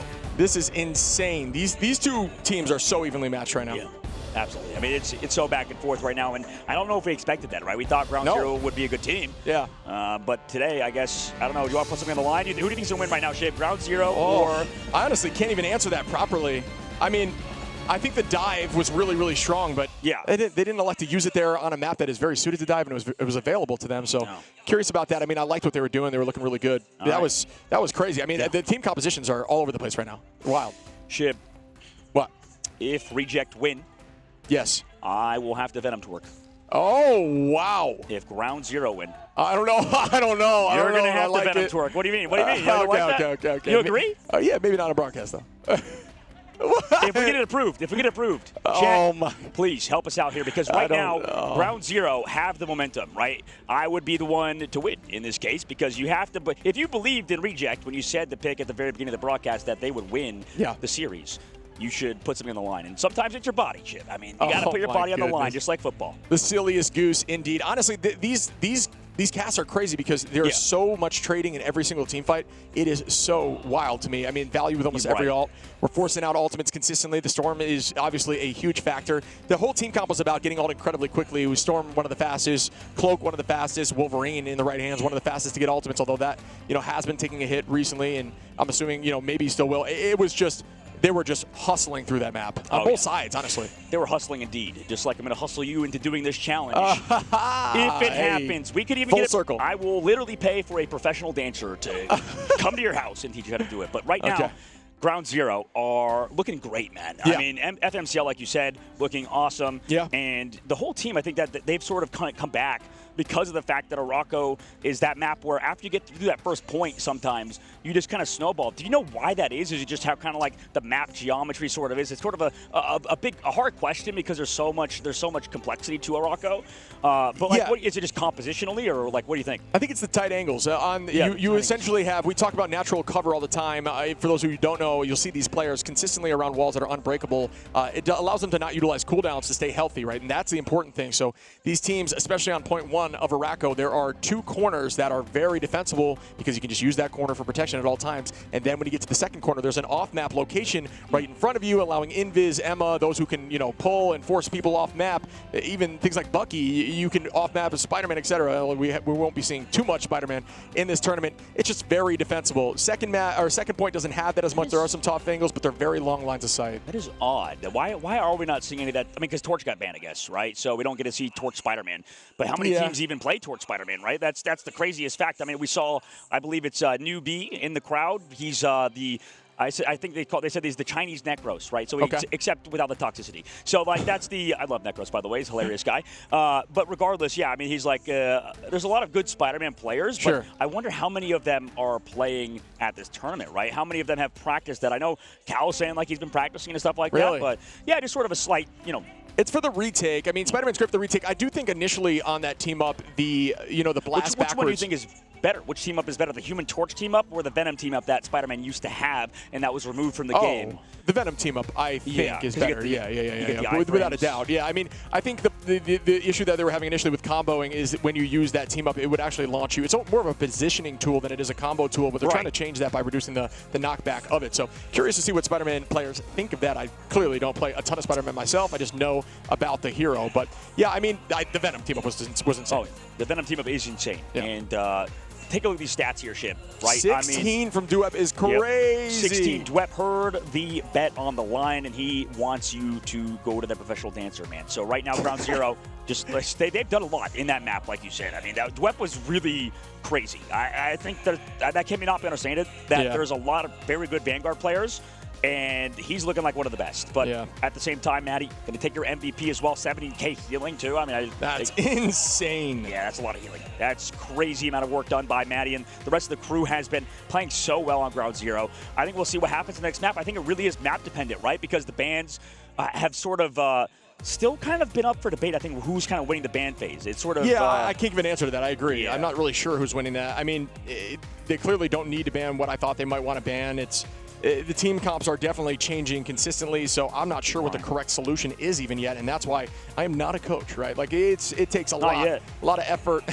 It takes a lot of effort and a lot of just data-driven points and understanding like what works against what, and whenever you lose something, what do you ban in return? So I mean, great work here by Maddie though. 70K healing in that map is disgusting. We're gonna look back at some of these plays. Great eye of Agamotto, another one of those big ones. We've only seen a few of these in the tournament so far, but that was disgusting on a bowl strategist. That is all you're looking for is Strange. Yeah, that is a lot of work done on that side, and for both teams, we're gonna have to pay attention. We're gonna intently focus on this ban phase upcoming because it matters so much now, right? The small changes are gonna really impact the game, right? I think we saw, Loki made it through for reject this time, and that Loki's been doing a lot on Dobby's side as well. But for they were fine. Ground Zero was fine with playing against the Loki. They sort of countered it so well, playing along the Psylocke with that Emma Frost. I mean, what do you think? Maybe we see the Emma Frost ban or a Psylocke ban. That could be something that reject opt in for. Both teams like to run the Emma though, so it's difficult, right? Like, but yeah, I mean, we could. You're saying from Ground Zero, they did take that. They were looking very aggro and clean, so it definitely could happen. My curiosity is, I don't know, man. They're one of these comps that are maybe a little suboptimal, or having things like, I don't know. I'm not sure nothing needs to change. I think maybe the Wolverine ban. FMCL has been looking really good on Wolf, but Dwep was really good on Mag, so maybe a Magneto ban. I'm not sure. Yeah, we'll have to wait and see what kind of happens later on. But obviously, maybe that Magneto ban could be good exactly for Dwep. I mean, we've seen, at least in the Stage 1 qualifiers, I mean, nothing's happened to Magneto, right, between now and then. So Mag is still so gross, right? Still so strong. Insane. But, in the conversation for the best Vanguard, at least, at the high level right now in the game, right outside of, Emma. But, you know, I'm not sure. I do think the slight change that they got coming for them, I think that's the way to go about, you know, nerfing some of these heroes is you do slight changes, you make sure they're still, you know, playable. I think the 50 HP on the shield, it still enables him to have that right click, but maybe it's enough to help counteract, or not to stop counteracting some of these major ultimates. Oh, yeah, absolutely. I think we'll have to wait and see kind of what happens. Man, I've said that like 5 times. I'm going in a loop right now. Literally just stuck. Time loop, multiverse, we're good. Multiverse. We're going to go to these next. Did I say that again? I'm literally looping again. Yeah, you're good. Hey, little replay. You know what I mean? That's all it is. No big deal. But no, I mean, I don't know. I'm not sure what the solution is in the banning phase. I'm not sure what the composition changes. We haven't seen as much brawl. I do like, you know, it's funny because people talk about Storm all the time. Definitely more of a poke from the left click side of things, but you play together as a unit and you walk together, and that kind of enables that brawl play style. Brawl, maybe not in the strongest position right now in terms of the meta with things like the Thing not really taking the front line and, you know, Thor not incredible, but we may see that change over time. But I do think that these compositions where you have poke, stay as a unit, almost like a moving tank, right, forward, and just enable all your team while still getting ults incredibly quickly and using Storm as a battery to remove all the strategist line ultimates on their side. So I'm liking these compositions. I think we've seen a ton of different stuff, and I really like the dive comp. I love watching dive. I know at home a lot of y'all love watching dive, so I thought it was really cool. I'm surprised they didn't at least attempt that, but they know better than I. Oh, yeah. Well, we'll see what happens with the bans because, I mean, right now, Ground Zero are looking phenomenal, right? They're getting everything they want, right? Yeah. Right now, they're getting the Psylocke, they're getting the Wolverine, they're getting that Phoenix or Punisher, whatever they have. But like you said, I mean, there might be some adjustments, I think, in terms of dealing with the Storm when it does come through from Reject. But I definitely would like to see a little bit more of that. It was so close, I think, that last map as well. So it's tough because I think when you have close maps, you almost don't want to make changes. But that's why it's kind of good to get stomped out sometimes, right? And have a hard map is that you can kind of come back through and figure, okay, maybe that was really wrong and change it. But if it's so close, how can you even decide if something didn't work in that last map?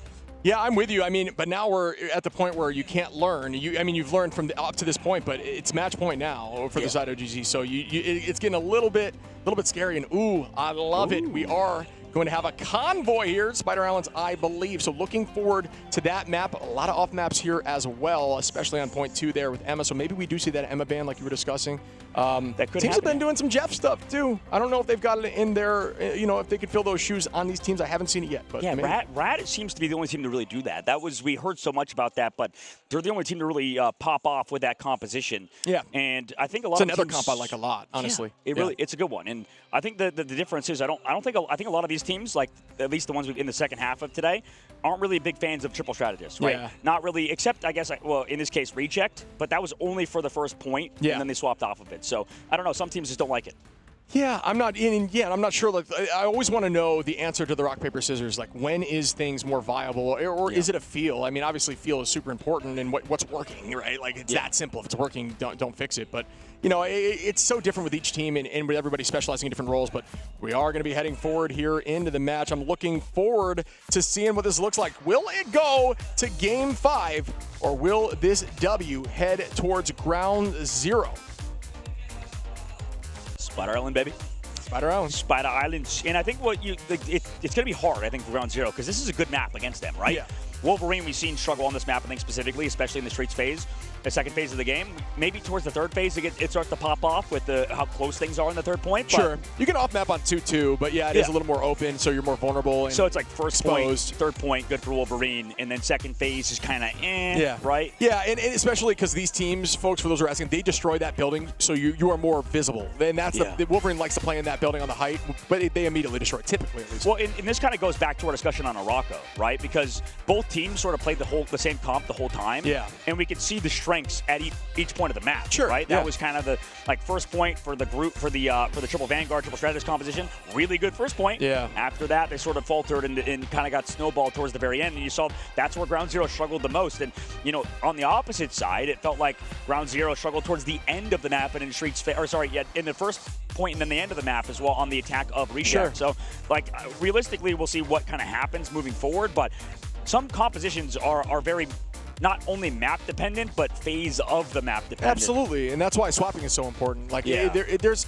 You know, we talk about strong maps for various heroes, but a lot of the time, the various heroes are strong only on certain points of the map, like you're saying, and that's why you'll see composition changes, you know, as soon as they switch to the next point. A lot of the time, they'll play hyper aggro, try to get an ult off, and then just switch immediately, like as they hit point 2. So, well, especially on Spider Islands, we were seeing that even today, the triple duelist line running through and one Vanguard, and it walked on point 1, and then they made the switch, but I don't know. I mean, maybe it was viable on point 2. We'll never know, I guess. Yeah, we'll never know. I mean, we'll have to wait and see, but that's kind of the case with every hero. I know we talked about, I think, Loki originally kind of in that situation where some maps he's not as good, but some points he's good on areas as well. So I don't know, like, yeah, just change sort of your entire composition. Changing your entire composition can be kind of hard.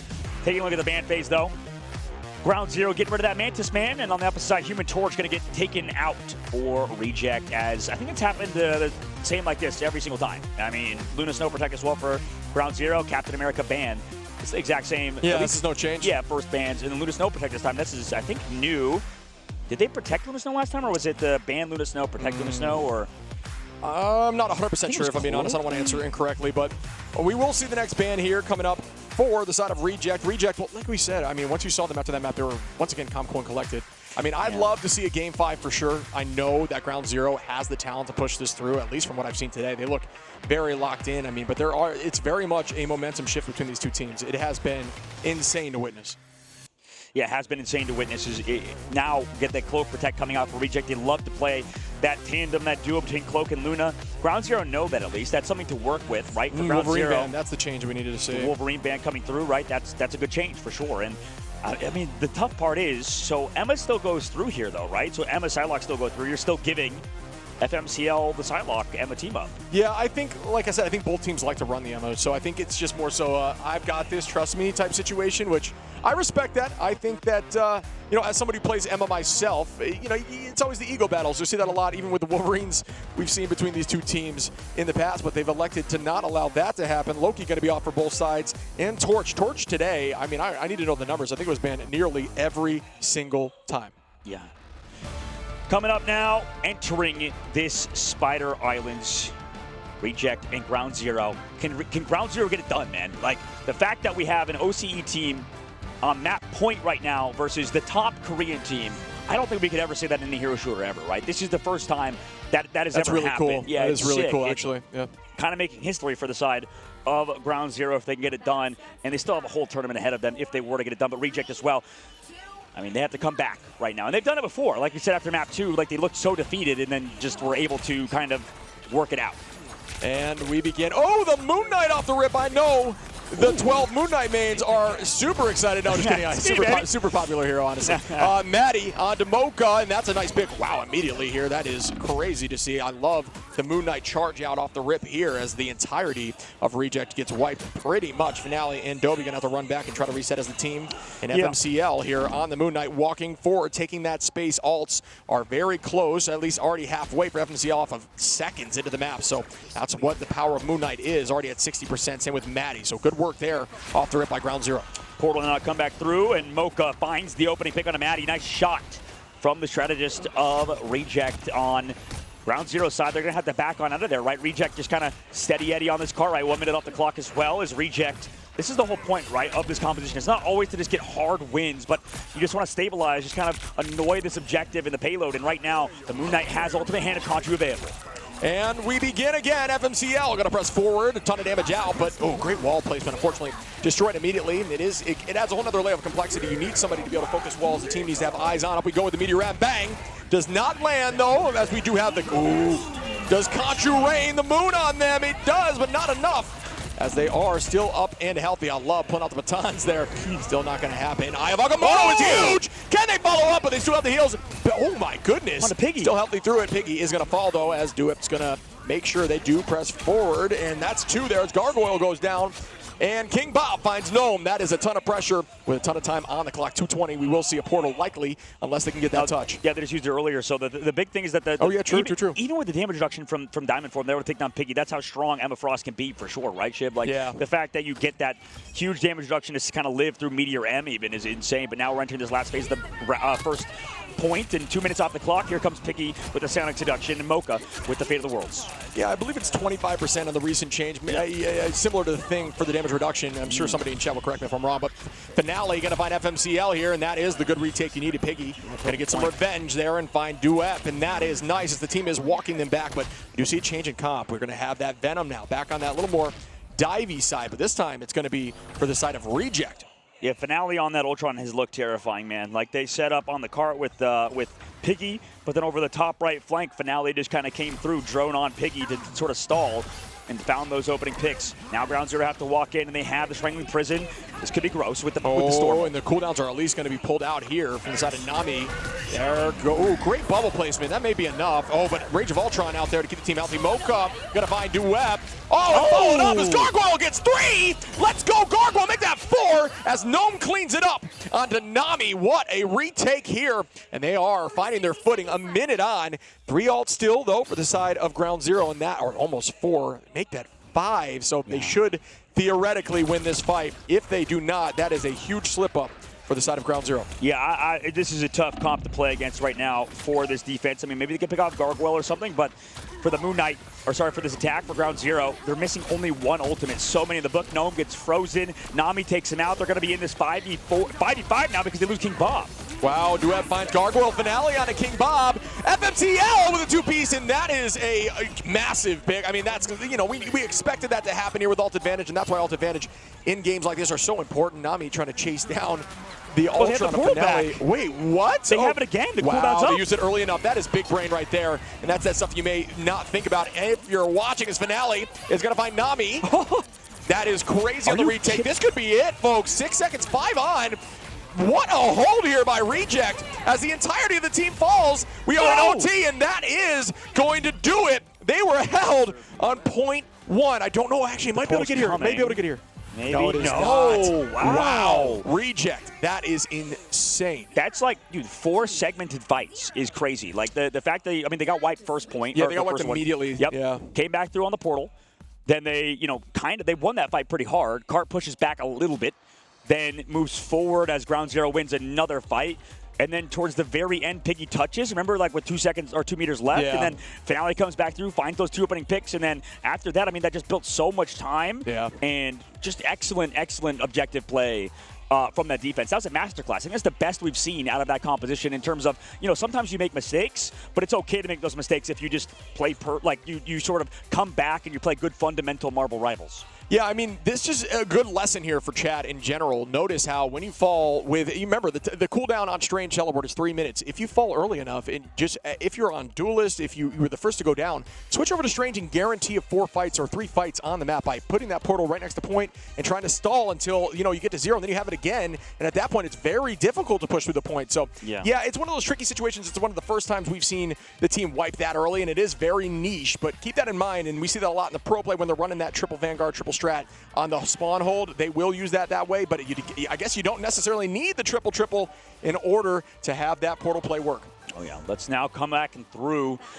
For Ground Zero, can they refocus, man? I mean, 114 meters on first point is pretty abysmal, right? But we've seen crazier things happen. I think at points we've seen even good teams like 100 Thieves struggle, even though you kind of get that first point hold. You called it earlier. Both teams are so evenly matched. Anything is possible here. I do agree with you fully, as we do see the triple Vanguard here for Ground Zero now trying to break it out and try something different, not electing to use the Rocket Res, instead going to have Ultron in the sky, which I like this change here. I like the way this comp looked, but having Gargoyle on the Moon Knight might help battle it back. Some of those more niche heroes have been found to counter this composition. Oh my goodness, look at that ult charge, Moon Knight. Are you joking me? Piggy finds Zen, 88, 91, 94%. Gnome gonna find Nami, and they are walking as Piggy finds Duep. Again, they are gonna reset here in Portal Inn. Yep, here it comes. Maybe we'll see how Ground Zero does in terms of their fundamentals, right? Coming back through, pretty similar situation. Literally like the exact same situation, but the portal a little later this time, near that ice cream van, or rather Rockstar van. Now they come back on through. Gargoyle has been playing really good and does have a diverse hero ocean, if you will. Does not seem like they can get pinned out. What a throw there by Duep onto Dobie. And they are going to have the Sonic Seduction. Duep going to find Gargoyle. Gnome goes down. And that is a great utilization of that portal. Again, going to battle back. Very similar story. I feel like we're just seeing the same team. We talked about symbiotes earlier. Literally, both teams are. Is this on repeat? Yeah. this is crazy, man. Like, that's crazy. We'll see what happens after this. Maybe the reject. So if we go back to the attack, round 0, the one this upcoming fight, right? Yes. So if reject win this upcoming fight, I think we're just stuck in a time loop. That literally happened earlier. I said it repeated the same thing multiple times. All right, here comes the Hurricane, though. If they dance in a bubble, that would be very similar. Instead, they're going to use the Luna ultimate to match it, and Ultron does not. Oh, out we go with an eye. Oh, that's a huge eye, but does it find purchase? It doesn't. Wow, what a way to dance out of that like champions. Oh, Anti, though, great usage there of Ultron. Rage of Ultron more defensively than offensively, trying to break some of the walls there. Good work there as Gnome is weak, and they are pushing them back towards the spawn door heavy. And down goes Zen as Gnome, or excuse me, down goes Gnome as Zen is still keeping that space. And they do use that ultimate. I'm not sure if that's worth using down a number off the rip like that, but you know, they are finding some value out of it. We are going to see the Psionic Seduction. You got to hide right now. Looking for the Meteor. Piggy got to find one. Duep got to find one. And they are evenly traded now again with that. Oh my goodness, Finale onto Zen. Traded for days even once more. Woo! But Finale finds FMCL Mocha onto Nami. And finally, it's looking like they will push through this corner. All right, so the time loop is still stable right now, Shib. The exact same thing has sort of happened. I mean, I think more time is chewed off the clock, obviously, but right now, I think the theory that we are just watching a replay for both sides rings true. They need to get it out here, hold them early, and then they need to teleport back at the last millisecond, literally 0.3 away. Yeah, here they come. Ground 0 on the retake, sending FMCL over the top angle as well, as you still have time, but here comes that Storm Ultimate again. Oh, and the Rage of Ultron. I've seen this before to counter back, but that is going to be the pick that changes the story and the tune, and that may be enough for them to walk in. FMCL going to get locked down. Great utilization of the shield there by Invis. Zen, but you don't get left. Oh my goodness. Oh, great shield! Are you kidding me, Zen? You are different on ground 0. Beautiful defense and way to utilize again! Oh my goodness. For those who don't know, Strange can actually utilize his shield to stop Luna's ultimate. It is a magical shield. It'll stop AoE abilities if you hold it up. So played very patiently, and just instinctually the supports walked away after they thought they had enough time near those who were needing to be healed. Oh my goodness. This has been a crazy, crazy game. It's been insane. Portal coming through again because of the same situation. And this is everything, folks. It's all about, can Ground 0 use these two ults to win right now? Portal comes through very close to the point. That could mess with their footing. No, they do get outs. We see Psylocke immediately dance on the butterfly. Doesn't do enough damage. Our strategists are holding on in the point, and that could be danger zone. Waiting one more. Oh, they dash back. Oh, no! Duep needed to hit that. Unfortunately, maybe just a little bit of the nerves, not able to do so. Quick movement there. FMCL does have this rage. This rage could be massive. Dungeon, a ton of damage out, electing to find one. Duep on a Finale. Nami on a Piggy. Can they end this series now, folks? Will Ground 0 take this thing home? Out goes the drone. That's another pick on a Gargoyle. And that does it. Ground 0 gets their W and moves forward in this tournament without going to the loser side bracket. Absolutely insane, man. Ground 0 are them at the moment, coming back against everything, the odds were just against them, right? I mean, crazy. At the very end of the match, able to get it done with no time left on the clock, and these teams were so evenly matched. You talked about a shift back and forth, both sides just seemingly, you know, were just mirrored, right? It just felt like we were watching the exact same team play against each other, in Ground 0 making history right now. I mean, OCE region looks very damn good. Yeah, that was a very evenly matched setup there, almost a Game 5. It honestly could have gone to Game 5. Holding point 1 and then having that happen to you is definitely something that, you know, happens, but it's not necessarily like, you know, you don't expect anything like that. You have to play lights out, and they definitely did. Yeah, absolutely. Nice handshakes coming out as well for Ground 0, and I'm sure a lot of respect for both teams, but that does not mean Reject is out yet, right? That just means Reject is sent down to the loser brackets. Ground 0 moves forward in that upper brackets into that the upper bracket semifinals, securing them top 5th through 6th at the bare minimum. We'll see how they continue moving forward. I mean, that's such a big upset, I feel like, but at the end of the day, Ground 0 is definitely a legit team. Absolutely. I mean, that was a ton of fun to watch. Just the back and forth in every single fight was exhausting but exhilarating. You know what I mean? Like, I felt like every single time I was looking at the feed, it was so red and blue. It was never one-sided for the most part. Numbers were dwindling to the final 2 on each team who needed to clutch up. We saw a lot of 1v1s, 2v1s, 2v2s, 2v3s, just to try to force the point through. Getting held on point 1, getting down to OT on point 1 again, just goes to show you how close these teams were. But that was a ton of fun to watch, man. Oh, yeah, absolutely. Ground 0 congrats to them. I mean, Yeah. I can't wait to see an interview with them. I mean, Yes. this is the first time we're going to talk to them on the broadcast, on the main stage, down there with Tetra, I believe. So, man, what a series that is. And was, and I want to see how they do in the upcoming matches. Yeah, I'm sure like, Liger's going to be stoked. One of our casters, definitely big fan, is from that region, and that's just how it is when you get to these tournaments where we pull in everybody all over the world, just supporting your region, and feeling very excited when you see some stuff happen. He's got to be stoked right now. What a win there for Ground Zero. Yeah, absolutely, and the Vanguard and Dwep made a name for himself. Absolutely. Same thing with FMCL and. Yeah. The whole team across the board definitely standing out. Like, these guys are somebody you want to look at when you're looking at top-tier teams, top-tier players. And, that's what happens when sometimes you underlook a region, for example, right? Maybe you're like, okay, we can underestimate Ground Zero. They're just from OCE, who cares? But at the end of the day, they are a legit team. Yes. And, both Korean teams have the chance to get eliminated in the lower bracket if Reject lose. So that would be crazy considering the dominance of Korea in hero shooters in the genre itself. Just goes to show you, like I said, paper-thin margins across the board. Nearly all of these games have been so close. There's just been no real walking for the most part. I mean, I cannot fathom. I mean, the thing is, like we talk about with this game, is teams are still learning in scrims. They're still finding new compositions and such. So we may see something that's going to break through the meta. They've been holding until later in the tournament. Very cerebral game, and you consistently have to try to find ways to outsmart and outwit your opponent and hope they don't learn from it, or if they do, it's going to turn into a new meta where you have to try to counter that. Like, very similar story. The reason I bring this up is when I think of triple on Vanguard, which we saw there on defense. Triple Vanguard strategist, although it's very strong to enable more fights.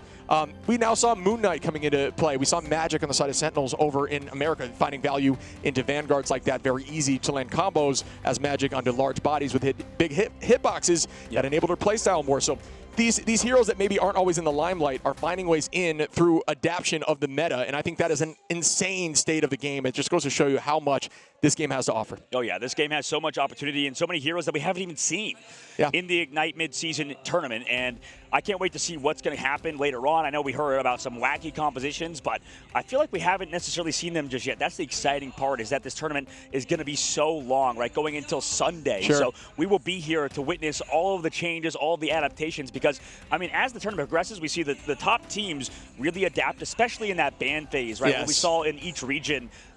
We saw the best teams that are not only just mechanically, but also in terms of drafting, how varied it can be potentially, especially in the later rounds, back and forth bans. So many different adaptations can come through. Yeah, I mean, we talk about the ban phase being a winning and losing state too. It's definitely part of the game. And both teams there were adapting bans, which I thought was strong.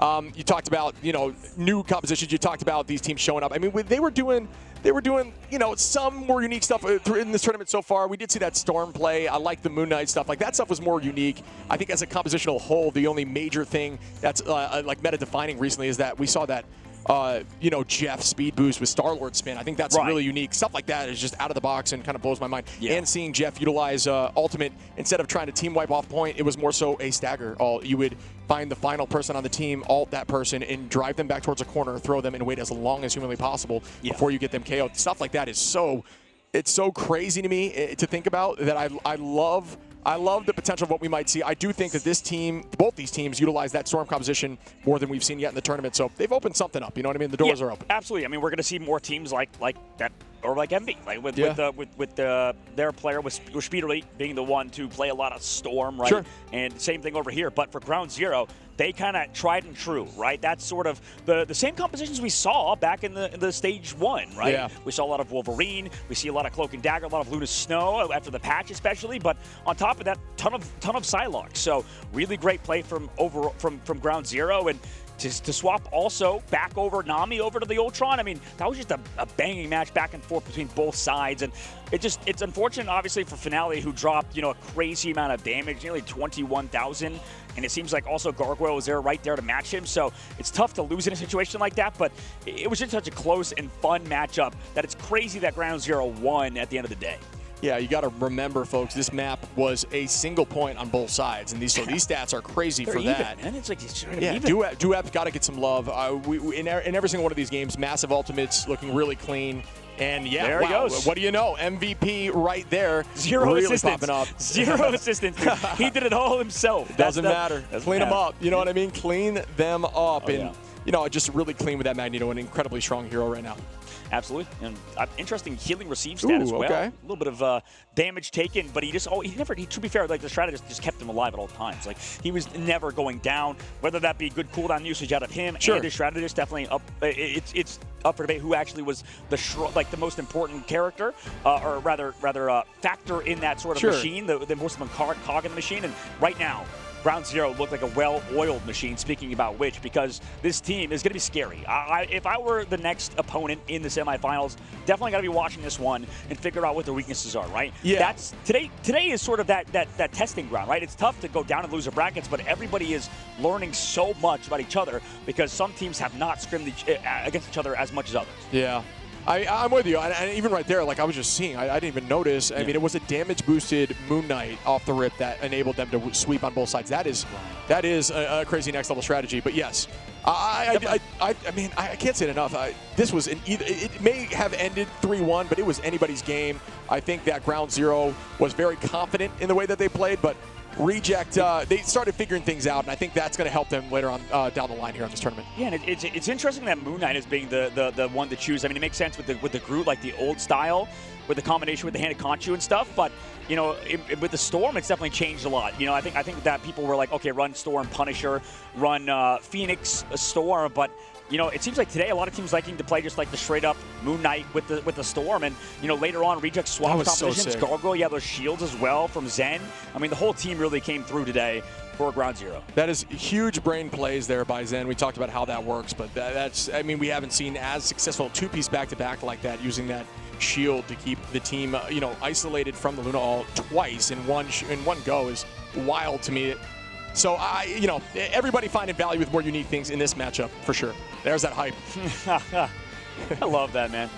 That's a great reaction from everybody, the whole gang at Ground Zero. And, yes, it's cool to see them move on to that semifinals. So for Reject, I wonder what's in store for them moving forward. We have to wait and see, obviously, what happens. But for Reject, they're still a good team. Yeah, that's absolutely. The number one thing. And I believe our interview is still getting ready on stage as we test some things out, as that's going to be awesome to see the player on stage from Ground Zero. I'm sure he's pumped. I mean, absolutely exhilarated with that win. I love seeing the excitement from teammates. That's what it mirrors what I would do, right? Like, you get out there, you see them, you play as a team, you get hyped up, and you get juiced out. I would be so stoked.